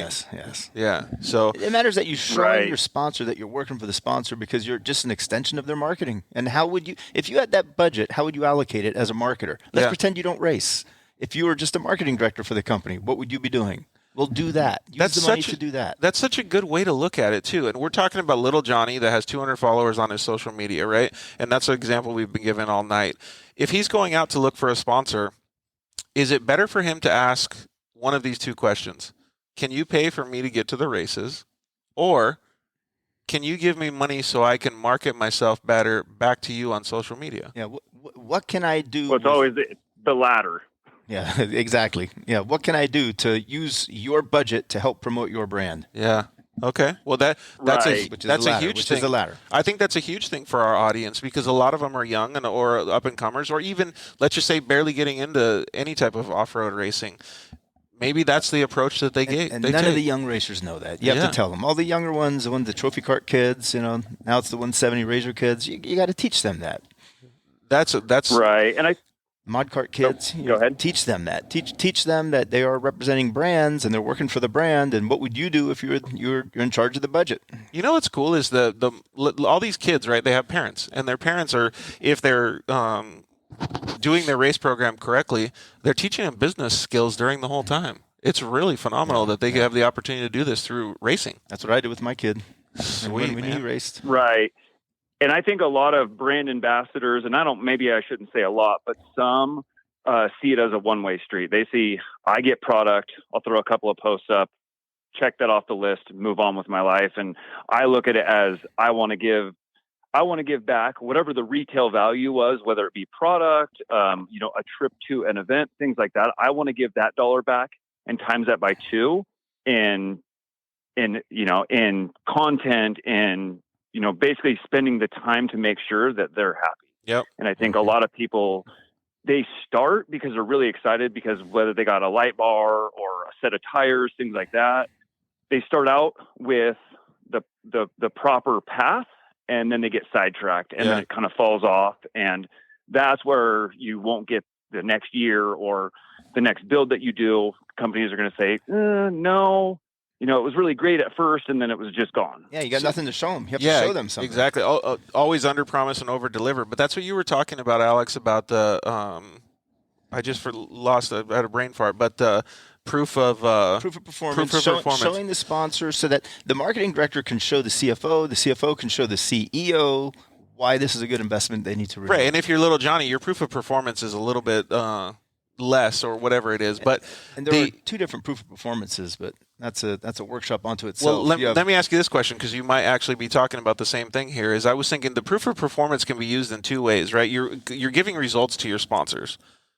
After every event, it's a one-page summary, like Matt said. It should also be a gauge to yourself in your head what you can keep going and building on. And right? not only that, but you're collecting content for next year's deck and next year's proposal. Okay. Yes, exactly. So you have periodic proof of performance reports that are the one-pagers that you give after everything you do. It doesn't have to be a race. You go sign autographs at you went to stores and you parked your truck out in front of stores.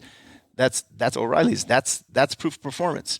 Show them that. And then at the year end, you have a comprehensive proof of performance report, which is a consolidation of all of those individual reports. And that's a nice, fat, like coffee table book that you bind, have it professionally printed and bound, hardcover, make about 5 or 6, give it to the marketing director, the CMO, the CEO, the CIO, give it to the C-suite of the company, maybe the owners of the company if it's a small company. That way they have this big, thick book that shows what you did for them. And you read it yourself, and I use that as your Bible for improvement for the following year, too. Well, here's what happens is if you have nothing to send, the race season's halfway through, you're mid-season, and you have nothing to give them, you're like, oh, shit, I got no performance. Then you better go start creating media. You better go start creating something. So it is your gauge to determine whether or not you're creating that content that adds value for a sponsor. Is that something that you're able to do in the way that you market and do stuff, Billy? Yeah, and what I try to do is I will, after events or trips, things like that, I try to be really active, especially on my stories on social media. I'm sure you've probably seen some of them. Some of them are actually, I try to put some humor in there too, so it's not all just serious, but also, like my flat tire adventures on the trailers and random stuff I see driving down the road. Lifestyle. So what I try to do... Personality. What's that? Yep. Lifestyle. Yeah, exactly. Yeah, so it's not just a picture or a video on my page, but for my actual, people that truly follow me because they want to see the content that I create. I try to do try to be more active on my stories to kind of give them a beginning, a middle, and an end. And then after a trip, post a couple of pictures. But also what I like to do is I will send, sponsors an iCloud link to photos and videos that way they can use as original content, whether it be on a week that they don't have anything, or if they just want to put something different into their lineup, things like that. So good. That sounds good. It really is good. The cool part about it is it gives you, like for me, it gives me a different understanding and a different perspective on what companies think is valuable, no matter what. Like we talked a little bit about it before, Alex, is I think I've been doing a good job, right? I thought I treated my sponsors good, but every time I hear like you talk, Matt Martelli, Ryan Beat, Billy, everybody that's come on the show, even when we were talking to Lee and how he was giving us kind of the backstory, it makes me think that there's so much more opportunity and so many more things that I can learn to be able to help people further. Well, that's why we're doing this. I right? know. That's why you're doing this show, right? It really is. Yeah, man.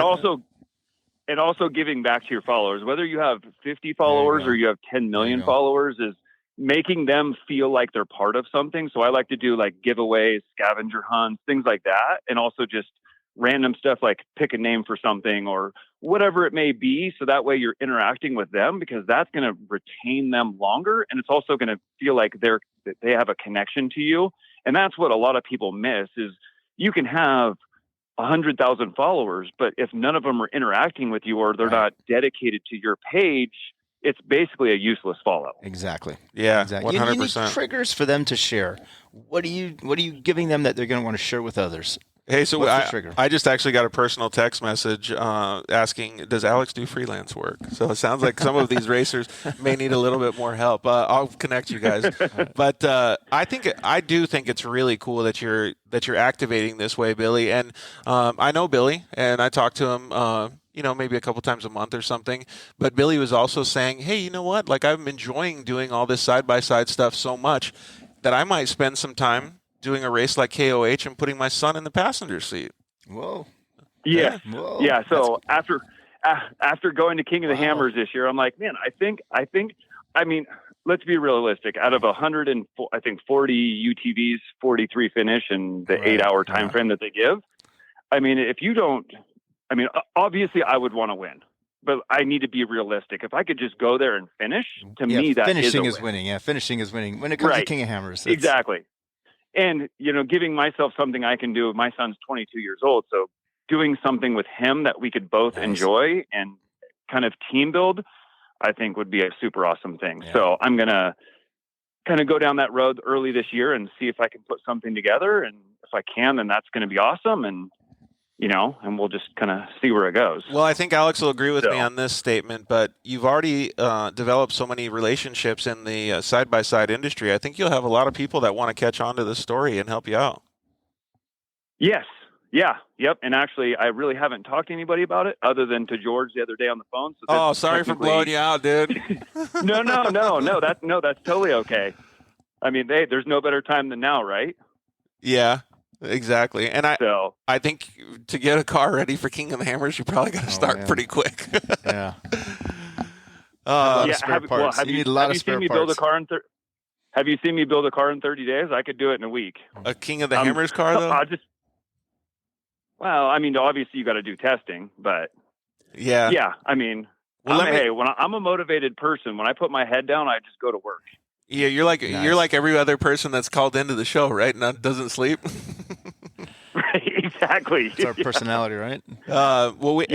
We had John Lewis just commented in and said, I have a feeling there are going to be a number of people that will be listening to this episode more than once. Well, John, I really appreciate it. Yeah, thank you, John. And Christy commented in and said that George, the Dirt Life rocks, and a few other things. Thank you very much. But I really think that it's all of you guys. It's all of you guys that are listening to the show, supporting it, and obviously the guests that we have. We had some phenomenal people on the show tonight to be able to spread information. These people are giving you guys free information. So whatever you guys can do to go back and support them, follow them on social media, look at the things that they're doing, help support the brands that they are associated with, like myself, and just be a part of it. It really, really helps everyone, and we're trying to get this information out to you as much as possible, and I really hope that we get some positive direct messages and text messages that it did help out in your guys' programs. Well, thank you, George. You made all this happen. Yeah. This is all you. Yes, thank you. And I want to add one other thing, too, is that, once again, whether you have 100 followers or 10 million followers, you could change someone's life and not know it, whether it be with a build, a race program, things like that. So even if somebody doesn't comment saying you totally changed my thinking mentality and I want to go down this path, just know that, that you can make those changes in somebody's life, even if you don't ever know about it. I mean, Billy, that's a really good point. It's one of those things. People are always watching, even if you think they're not watching. I heard a good saying once that I will never forget, and I've kind of applied it to my life. And in raising my children, I have 4 children, that it says, a mind expanded by new ideas will never go back to its original boundaries. I love that quote. Perfect. I love that quote. And I use that with my kids. I haven't really said it to them all the time, but I try to make them think wider than what they've thought before.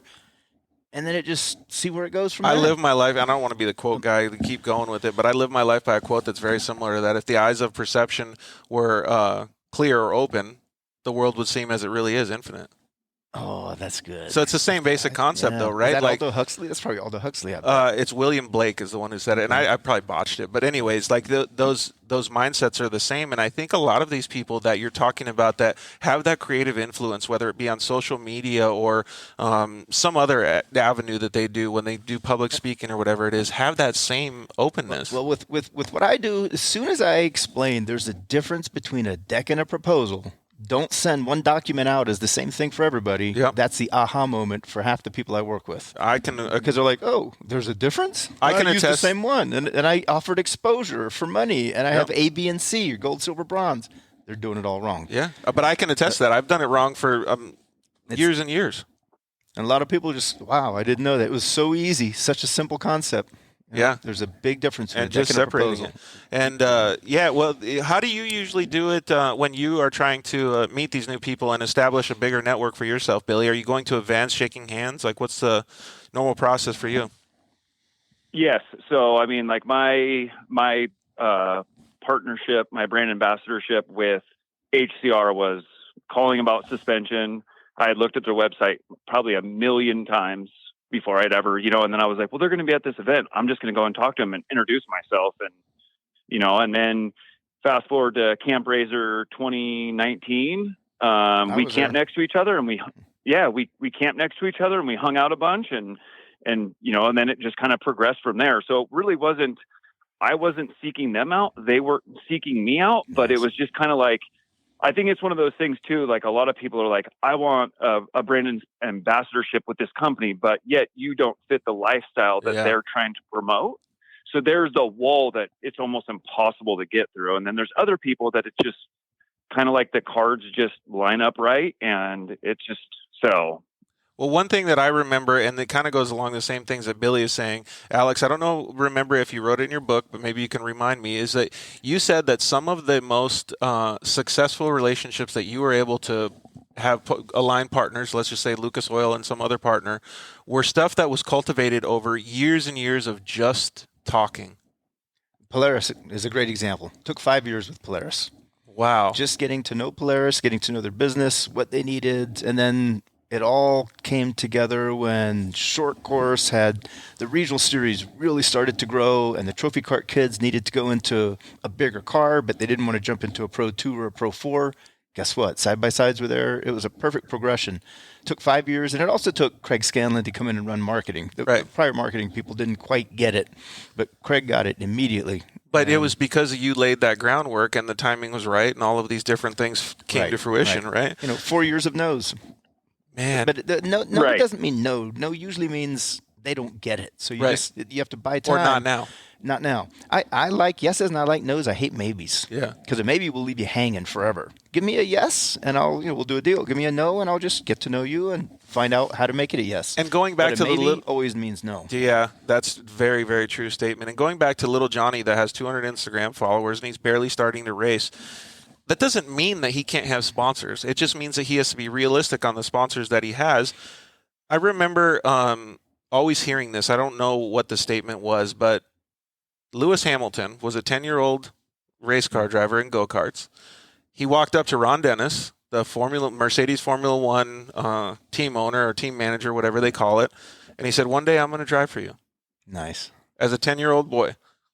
Nice. Come to fruition, let's just say 8-10 years later, he's now it's probably 15, he's one of the most winning racers on the planet, right, in Formula One. Nice. And that was one of the things that I kind of qualified to what you said is grow and cultivate it. So little Johnny that has 200 Instagram followers, it doesn't mean that you're unsuccessful if you don't have a sponsorship from BF Goodrich right now. So my son, we just moved him into a new townhouse or a condo in San Diego that he bought. He's 22 years old, bought his first place, 3-bedroom, 2-bath, and he had a little opening, like a housewarming party.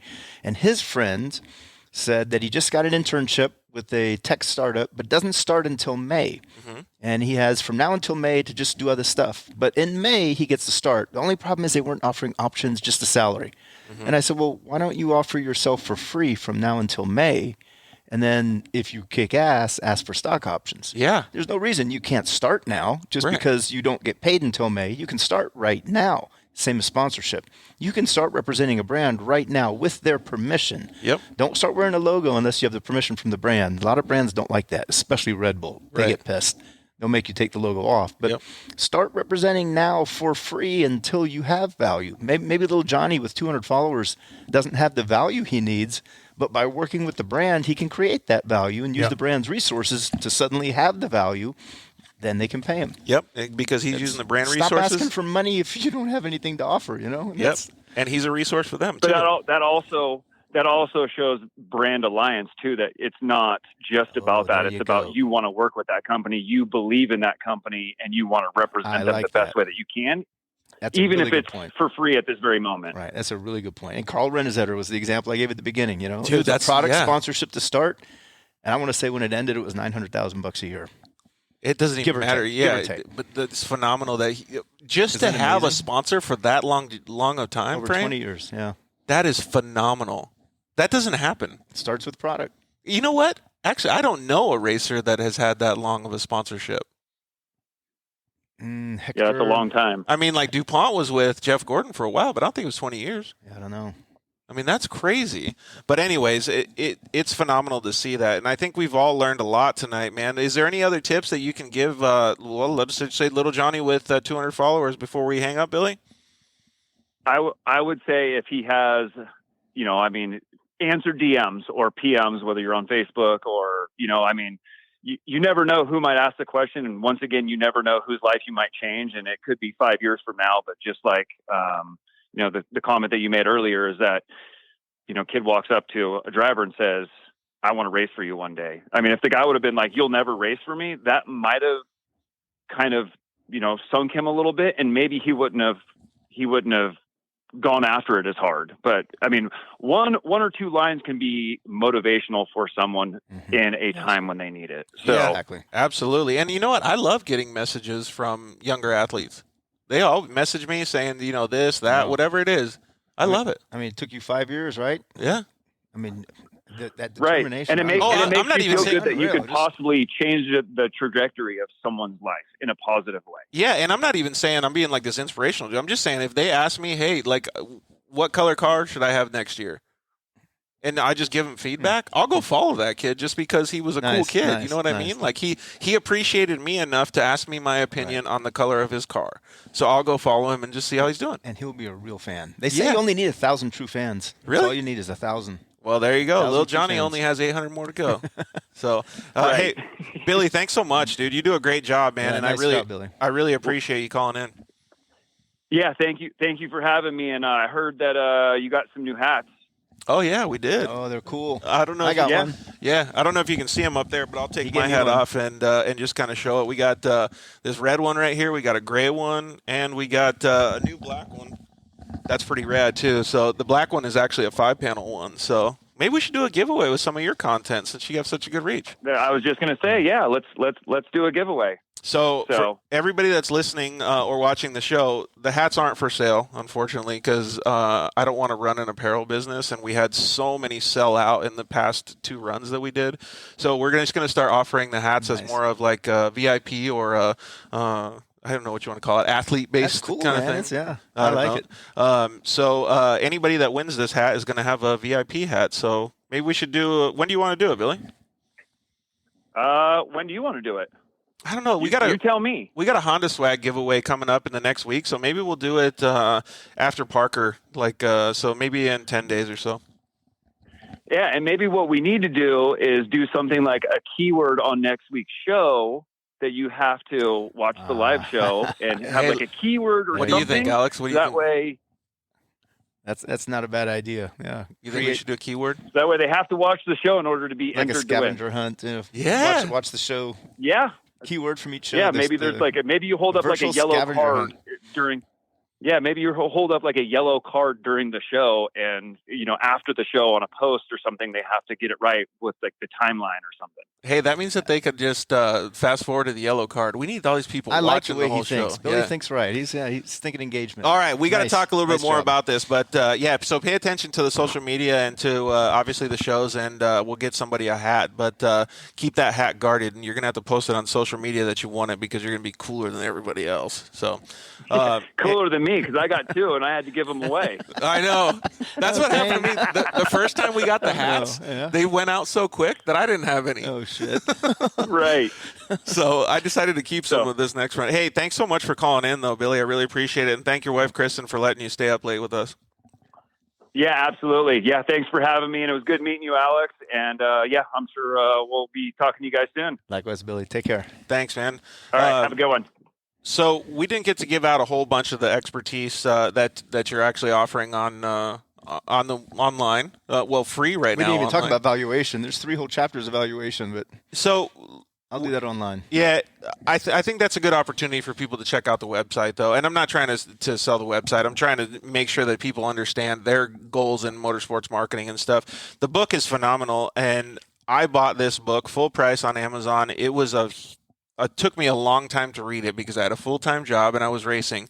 But when I got through it, I kicked myself in the ass and I said, you know what? You should have stopped what you were doing and read this before.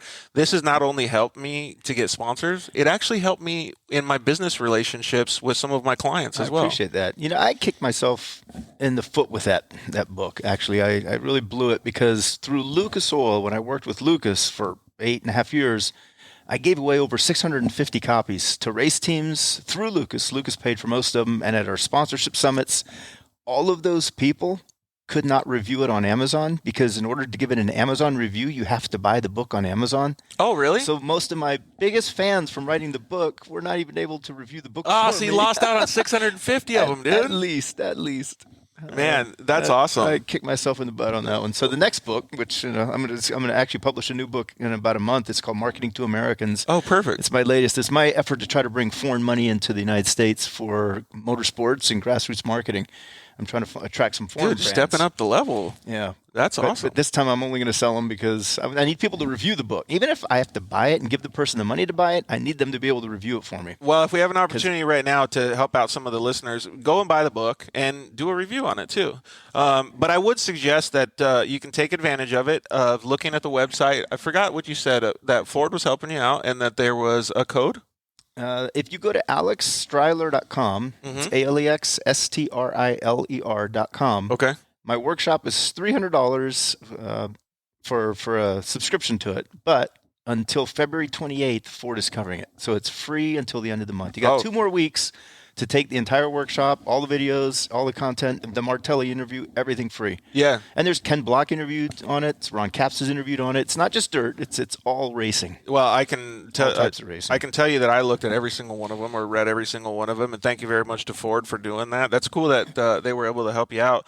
The whether you do get it, step on it and get it for free, and have use the code that Ford has.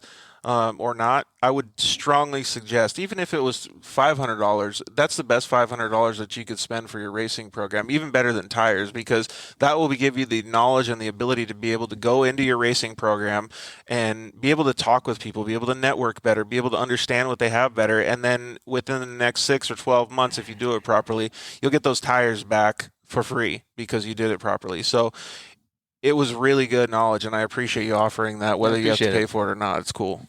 In a digital world, you got to go online. That was my attempt. It's pretty cheesy, some of the production value, because I did it all myself. And when you hear the audio interviews, they're pretty bad because they were done in 2013 in bars and at races. You hear race cars going by. It's Andre authentic, Jackson though, man. You're from Toyota's talking, but yeah.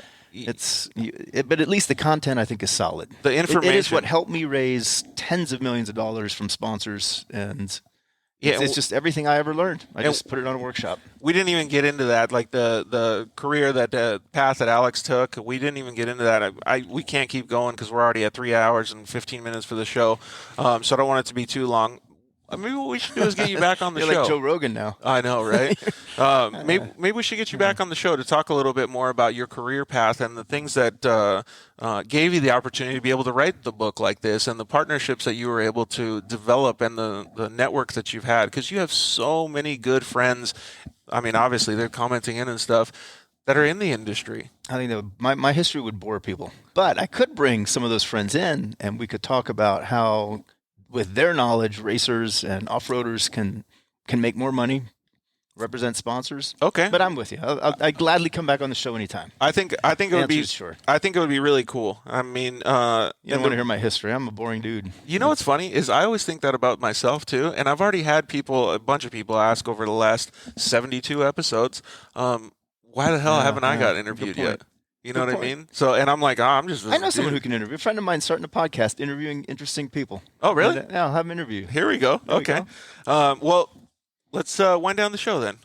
We are going to do, just like we do on every episode, a rapid fire Q&A. All right. You ready for this? Yeah, pretty much. All right. I've heard it a few times. Oh, have you? Quite a few times. Oh, you're already cheating, man. I watched the show. Okay, so here we got a funny comment coming in. Go Little Johnny. Matt Lipman. Go Little Johnny. Hey, little Johnny got a lot of good information tonight.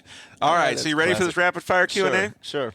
Dunes or the river? Dunes. You're going dunes? Yeah, we have 2 razors. We have a desert house in 29 Palms. Yep. We have little dunes that we go to all the time. All right, 3-wheeler or quad? I ran over my legs so many times with an old 3-wheeler that we had. That fuck 3-wheelers. What was it? A 200X or was it a 250R? Or no, I want to. It was an old one, like an 1980s. I want to say 250 Honda. I don't know. It was blue and red, but my left leg got ran over so many times. I can't do it anymore. Oh man. And you should be able to appreciate that, right? Yeah, absolutely. 100%. I'll stick on a quad where both feet are down and good. All right. So have you been paying any attention to Supercross over the last year or so? Not much, but I have a little. I'm going to go to all the A1s. You probably this year I didn't. You've probably seen stuff on social media at least, yeah. A little bit, yeah, and I know the question, but Cooper Webb, who I hear you talk about a lot. Yeah. If he's on there, I'm going to say him because when my son had a sock company, he was giving out socks for his brand, Zhuja Socks.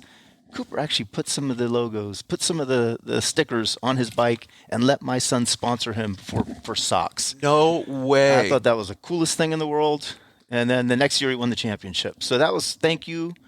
Dude, thank you, Cooper Webb. Talk about cool paying dude. It forward. That was cool stuff. That's karma, I think. Yeah, He karma. He helped out a teenager starting a sock company, and bam, now he's a champion. Karma, sponsorships, and championships goes all Ryan together. Beat did the same. Ryan ran logos. That is phenomenal. Socks. That actually really hits home with me. I love that. We had unicorn stickers printed up for me after I got hurt, and I saw so many people running them. It brought me to tears, man. That's so cool. That is super, super cool. Okay, Little Smokies or pizza rolls? You know what? Can we do sushi or something? I try not to eat too much junk food, but I like pizza. You're going pizza? pizza? Okay. What about sushi? What are you getting at the sushi restaurant? My kids actually start to eat it now. So really? They got rainbow rolls, they got the crunchy rolls, and anything. Dang, when you're 55 and you have super high cholesterol and you got blood pressure problems and you're you not can't eating the sleep soy at night, sauce? dude, you got to really start cutting back on the shit. So. Okay, well then coffee or tea is probably not going to be good ones for you. I used to drink coffee 3 times a day. Now I'm down to tea. I'm going to skip. love tea. I'm going to skip favorite soda then. If you could have one superpower, what would it be? Man, I hear you say that one to others. I love the time travel concept, but I know that that's not a good one. I think I'd like to stop time. If there's a moment I could stop time where I'm not stopped, but everybody else is. I forgot what the name of the movie is. You're about to get in a crash or something. Oh, you can stop it and then go around it. Or, that would be super cool. What was that movie with Justin Timberlake that they had the watches or no, it wasn't watch. It was something inside their wrist and they would time out. I don't know, but I've seen movies where a superpower could stop it, and I don't remember the movies. But that's a good superpower, man. Okay, so something totally useless. Uggs or Crocs? That's funny you say because I have both. Do you? And I will not wear them in public. I have a farm, so I have a couple acres and I have a grove and chickens. When you go feed the chickens, you have to wear Crocs because you get chicken shit on your feet. No matter what. And you have to wash your shoes. Yeah, I have to hose them off.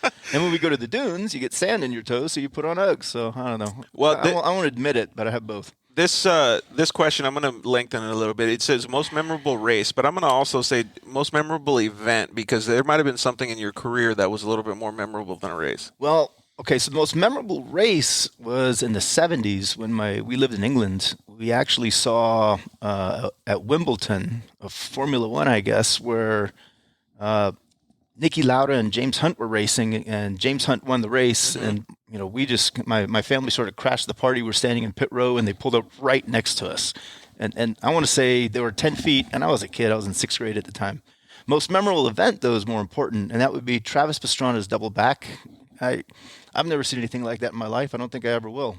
Yeah, a double backflip on a motorcycle. That was phenomenal. Seriously. Oh, here we go. I got a text message from Jessica saying it was called Inception. Inception. Yeah. Nice. So thank you, Jessica. I don't want a timeout though. If you can stop time, cool, but not stop time for yourself. That's a pretty memorable race, man.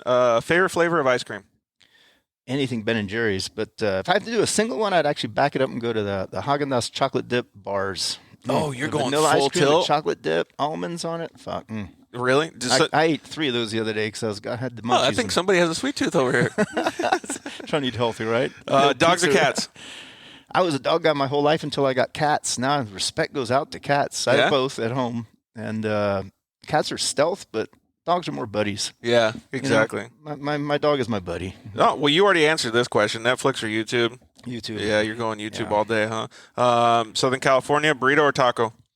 Wahoo's fish taco for sure. You're going Wahoo's? Dude, Wahoo's I have is good. To go Wahoo's. I know Wing, and he's a good dude, and he's always serving at Supercross. So how can you not like Wahoo's? Speaking of sponsorships, there's 2 things that I've learned. Tacos are a good place to meet, to sell sponsorships or to garner sponsorships. And bicycle riding for a lot of guys is like going on the golf course and talking about stuff. No way. Yeah.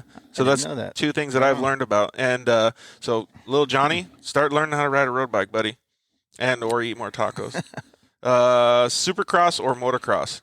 A1. I love the pits at A1, but also Hangtown. I mean, to watch the race, it would be Hangtown. Yeah. Motocross. What about for you if you're riding it? Go motocross or you going if I was supercross? riding it, I'd have to say motocross. Yeah. So I can't do the supercross jumps. Yeah. The timing and stuff. I'd rather go slow over the faster track. Well, speaking of what you want to do, what other form of racing would you like to try? I thought about it. That's a good one. The one that looks really fun is sprint boat racing. Sprint boat. Is that it's like motocross on boats. It's the when they have like the grass on the sides and they cut through. And out, they're going through the bayou. Dude, have you seen when those guys fuck up though? Oh yeah, they roll. And they get stuck underneath. But they got the roll cage. Yeah, that's scary. But that looks really fun, doesn't it? Dude, yeah, I do think it looks fun. I would think that you would always get whiplash because they cut the corners and you're like you couldn't be a navigator. Yeah. All right, and the final question of the night: chips and guacamole or French fries and ketchup? Ooh, if it's homemade guacamole, absolutely chips and guac. Chips and guac, I think so we too. We have avocado trees. Yeah, if it's we can make some really good. And somebody said that they put pomegranates in. It's funny they said that because we make a really good salsa with habanero salsa mixed in with a little bit of jelly. If you like I'd be grape all jelly or over something, that. it's so freaking good. Or mango jelly with habanero salsa. So basically, this whole ride that you're talking about out in the Palm Desert is you get to network. I'm clearly going to eat some of this salsa. Yes. Man. Yes. You can sign me up twice for that thing. It's a good ride. It's all marketing directors. So I really do think that we should have you back on the show. I'd like to see if we could get some some questions and stuff from the fans that are listening to this show. Maybe send us some DMs or shoot us an instant message on Facebook, or even come through the website, or text me or whatever it is. I'd really like to get you guys some more information that you would like to know specifically with help from Alex. Maybe even after you check out some of the stuff on his website, he's forgot more than we'll ever know. So I would really like to have you back on the show, man. Anytime. And thank you for the invite. Yeah. This is amazing. I love the show. Absolutely. So next week's guest, we have Adam Fitza, a trophy truck and a side-by-side driver or racer. He's just actually working on some new sponsorship stuff with Motul and getting his program going. So it'll be nice to talk with Adam. We're going to do it at the Warfighter Made facility down in Temecula, California. So it'll be really, really cool to have him. Maybe we'll be able to see his truck or see one of his Razor race cars. We'll probably have Rob Blanton from Warfighter Made co-host the show with me. And we're obviously going to talk with Billy a little bit more about what we're going to do to give away a hat. So it'll be a good show. So you guys have to pay attention. Even if you don't like racing or, veterans and stuff like that, which everybody does, you can just come hang out for the hat. So thank you very much to everybody for tuning in and listening to us. Thanks for the questions. Yeah, and chiming in. We really do appreciate it. You guys were awesome tonight. We had some really, really good comments and things like that, and I hope little Johnny becomes more successful because of the show. I'm sure he will. So his son now, CJ, is doing very well as well. So. Right on. That's perfect. Johnny agrees. Oh, yeah, that's true, huh? Okay. So before he started out once, before we sign off, I have a really, really funny story actually about CJ. So my co-hosting in Arizona, his name is Casey Peck. He was a professional RC car racer. Him and I started an RC car online store. And so we were selling RC cars, tires, and all this different stuff. CJ was a young kid at the time, and he sought out sponsorship with shortcourshobbies.com. No way, that's awesome. Sent us an email asking if he could get sponsored for RC car racing. And CJ is an RC car racer now. He races RC cars still. Hell yeah, and he's a great racer. Yeah, and he's clearly one of the fastest guys in an off-road truck. But that story still resonates a lot with me because it means that he was the little Johnny back then. Nice, and one day he will be on your Mount Rushmore of off-road. Absolutely, because he does such a great thing. Okay, well, we really appreciate you guys kicking off 2021 with us and giving us so much messages and everything, just having the show do so well. You can always catch us on all the podcast networks, iTunes, Spotify, everywhere, Amazon, all the good ones. So please subscribe to us. You can always see us on Facebook, YouTube, at The Dirt Life Show on Instagram. You don't really promote your Instagram. You just do the website, right? I don't like to do the Instagram. I try to stay off social, honestly. Yeah, you got to I got 4 kids. I got a life. I got You got to, social media just takes forever too. It consumes me. Please visit alexstriler.com. Go check it out and really enjoy the content, man. You're going to learn so much from him. If you can, go and purchase the book on Amazon. Make sure you give him a review too. Motorsports Marketing and Sponsorships by Alex Striler. How to raise money to race and give sponsors what they really want. So, like I said, we really appreciate it. And I am on social, but honestly, I use it for family.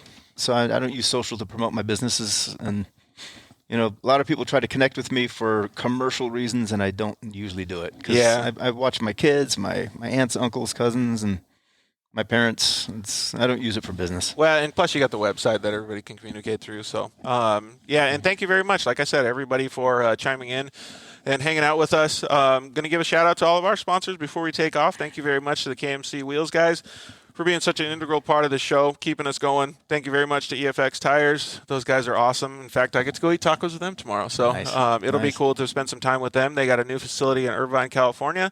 Thank you very much to the guys at Shock Therapy. Like I said, always check out the Shock Therapy live feeds. They have so much good information to be able to provide you guys. And use the code DIRTLIFE at shocktherapist.com. Help us out and help save you a whole bunch of money, too. Thank you to the guys at Zollinger Racing Products. They make phenomenal products. Go and use the code DIRTLIFE at ZollingerRacingProducts.com. Thank you to the guys at CryoHeat. They make amazing products as well. They do all the metal treatment. You can buy the Pro Mod transmissions for your Razor. I think they're 15 or 30%, I forgot what it is, lighter than a stock one. They have less rolling resistance, so all of that increases your horsepower in your car immensely. And thank you to the guys at Solderweld. You can go get one of their off-road repair kits, use the code DIRTLIFE at solderweld.com, and save your race or ride. So, like I said, nice.